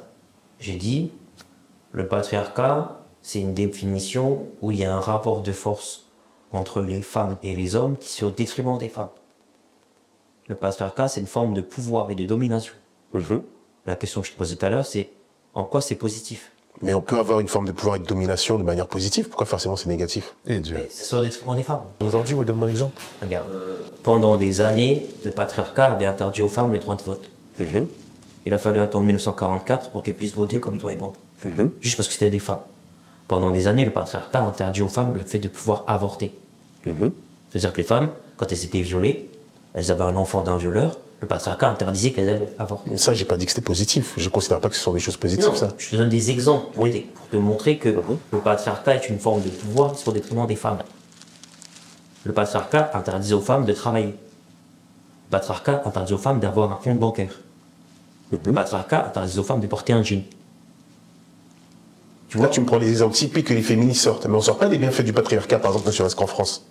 Mais c'est comme ils disent les bienfaits de la C'est politique. toujours le vêtement, le vote on dit pas et le compte bancaire. Toujours, c'est les mêmes Pour être exemples. sûr que tout soit clair, est-ce qu'aujourd'hui, tu considères que la société française soit encore soumise au patriarcat? Ça dépend les endroits. Ça dépend les zones de pouvoir. Il y a des zones de pouvoir où il y a encore le patriarcat. Il y a des endroits où il y a moins de patriarcat. C'est pas tout droit, tout. Ok. En politique, Ok. il y a encore une prépondérance des hommes. Tu regardes dans la finance, il y a encore une prépondérance des hommes. Mais c'est pas par interdiction. En fait, tu évoquais des exemples où il y avait des interdits. Mais en fait, aujourd'hui, il n'y a plus d'interdiction, mais aujourd'hui, il y a des injonctions. C'est-à-dire que tu regardes au niveau scolaire, on oriente plus les filles vers certains domaines que d'autres. Aujourd'hui, les femmes, on les pousse pas vers des filières scientifiques. Donc ça, c'est... Mais ils vont pas elles-mêmes, elles peuvent y aller, ils ont le droit, c'est ils vont pas. l'éducation. Si aujourd'hui, toi, dans ton éducation, tu dis à ta fille, tu peux devenir ce que tu veux, c'est pas la même chose que tu dis à ta fille, tu vas devenir ça. Ou évite tel endroit, Il y a évite... des injonctions pour les femmes qu'on n'a pas chez les hommes. Chez les hommes, on dit, bah, deviens ce que tu veux, mon fils. Chez les filles, on dit, ça, c'est pas pour toi, ça, c'est pas pour toi, ça, c'est pas pour toi. Donc, nécessairement, tu orientes et tu destines des voies au détriment de certaines. Ouais. Parce que c'est un choix que tu fais en termes d'éducation. Moi, demain, si j'ai une fille, je lui dirai, ma chérie, comme mon garçon, fais ce que tu veux. Dans les limites de la loi, bien sûr. Mais je lui dirai pas, ça, c'est un métier d'éducation, c'est un métier de fille. Par exemple, ce qui est paradoxal, c'est, on dit aux filles, vous êtes à la cuisine, mais Voilà. en général, les plus grands chefs cuistots sont des hommes. Donc même dans le milieu de la cuisine, il y a des discriminations faites aux femmes. Parce que quand les femmes qui rentrent dans la cuisine veulent faire carrière, on les renvoie à la maternité en leur disant non, c'est pas bon pour toi, parce qu'un restaurant c'est travailler de 11h à 1h du matin, tu peux pas être une bonne mère si tu deviens chef. Donc du coup on met des barrières à ces femmes, alors qu'à la base on leur dit de rester à la cuisine. Même dans le milieu de la cuisine, dans la haute gastronomie, il y a du patriarcat. Tout ça pour te dire que les rapports de pouvoir entre les femmes et les hommes sont extrêmement tendus, ne sont pas encore réglés, et que l'égalité de traitement, pas l'égalité physique, parce que l'égalité physique n'existera jamais, mais l'égalité de traitement est une lutte de tout le temps. Tu es pour ou contre l'éducation des gens? Ça, je réserve ma réponse pour un prochain épisode. Parce que ça, il faut au moins 1h30 pour en parler. Ah oui, après, d'accord. Prochain épisode, j'en parle. Vous êtes tous mouillés. Prochain épisode, j'en Non, parle. mais j'ai une question parce on parle beaucoup de patriarcat, tout ça, donc ça veut dire que les familles, sous les mamans, dans les familles monoparentales, comment ça se passe? Parce que si c'est elles qui prennent la famille en... Mais il y a un déséquilibre, déjà le père il n'est pas là. Ouais, bah donc... Par rapport à ce que Guy disait, il y a un Oui, déséquilibre. Oui. Le père il n'est pas là, il ne peut pas avoir un équilibre. Oui, mais ça veut dire que si... Oui, non, donc déjà c'est très grave si le père n'est pas là. Et pourquoi à chaque fois la garde est destinée à la femme? Pourquoi l'homme devrait prendre que quelques jours dans le mois? Donc déjà il y a un problème. Donc le patriarcat, est-ce que c'est vraiment pour l'homme? Ça, c'est injuste. Ou pour la femme? Bah, ça c'est injuste du coup. Je sais pas si j'étais clair. Non, t'as été clair, faudra en parler dans un autre épisode. C'est là où il évoquait les zones. Peut-être il y a certaines zones où le patriarcat a ses places, où on a une forme de matriarcat, notamment à l'échelle de la justice. Ça peut se discuter. Vraiment, l'échange a été d'une richesse rare. J'espère que chacun a pu dire ce qu'il avait à dire, même si Ouais, il y en c'est a un sujet bien. exhaustif, hein, il y a encore pas mal de points à aborder. On a dit l'essentiel. Si vous aviez une conclusion à adresser à ces jeunes, moi j'aurais aimé te questionner sur le rapport aux vêtements, mais bon, ce sera pour une autre occasion, parce que là, ils sont tous, on a l'impression qu'ils vont tous à un deuil, Ouais. c'est sombre, alors qu'à l'Assemblée nationale où tu les as amenés, ils étaient tous en costumé, tous répondre à des codes, à ce niveau-là d'exigence, donc ça peut être un autre sujet. Quel est le message de fin que vous adresseriez à la jeunesse qui se destine à être parent? Qui veut commencer? Faites pour vos enfants ce que vous auriez face pour vous, puis toute forme d'humiliation peut devenir une forme de fierté. Merci. Moi, je dirais aux parents, aux futurs parents, déjà, intéressez-vous à vos enfants, intéressez-vous à ce qu'ils veulent faire, arrêtez de les pousser aussi bien dans des voies ou d'autres, peu importe. On entend souvent parler de projets Mbappé, etc., mais on entend rarement parler de projets scientifiques ou de projets d'avocats, bizarrement. Hein. Projet Mbeko. Voilà, un projet Mbeko, pourquoi pas, il faudrait plus de Mbeko, il faudrait plus de personnes qui fassent plus de chefs d'entreprise, par exemple. Donc intéressez-vous aux enfants, lisez des livres aussi, parce que c'est difficile d'avoir des parents qui ne maîtrisent pas la langue dans un pays dans lequel ils sont depuis une vingtaine, une trentaine, une quarantaine d'années, de s'occuper en fait des études de leur enfant en fait. Le professeur parle, on comprend pas ce qu'il dit, c'est difficile d'orienter l'enfant vers une voie ou vers une autre. Donc intéressez-vous à vos enfants, intéressez-vous au pays dans lequel vous vivez, à votre culture aussi par exemple, apprenez des langues et faites lire à vos enfants des livres, très tôt, parce que j'ai des amis qui ont des enfants, oui non, j'attends qu'il ait 10 ans, 15 ans, mais à 10 ans il est déjà la tête ailleurs. C'est à 3 ans qu'il faut lui faire lire des livres, c'est quand il est tout petit. Une fois que vous rentrez dans son cerveau, après ça a un impact pour tout le reste de sa vie. Merci. C'était quoi la question, répète? La conclusion que tu adresserais à tes jeunes qui deviendront pas.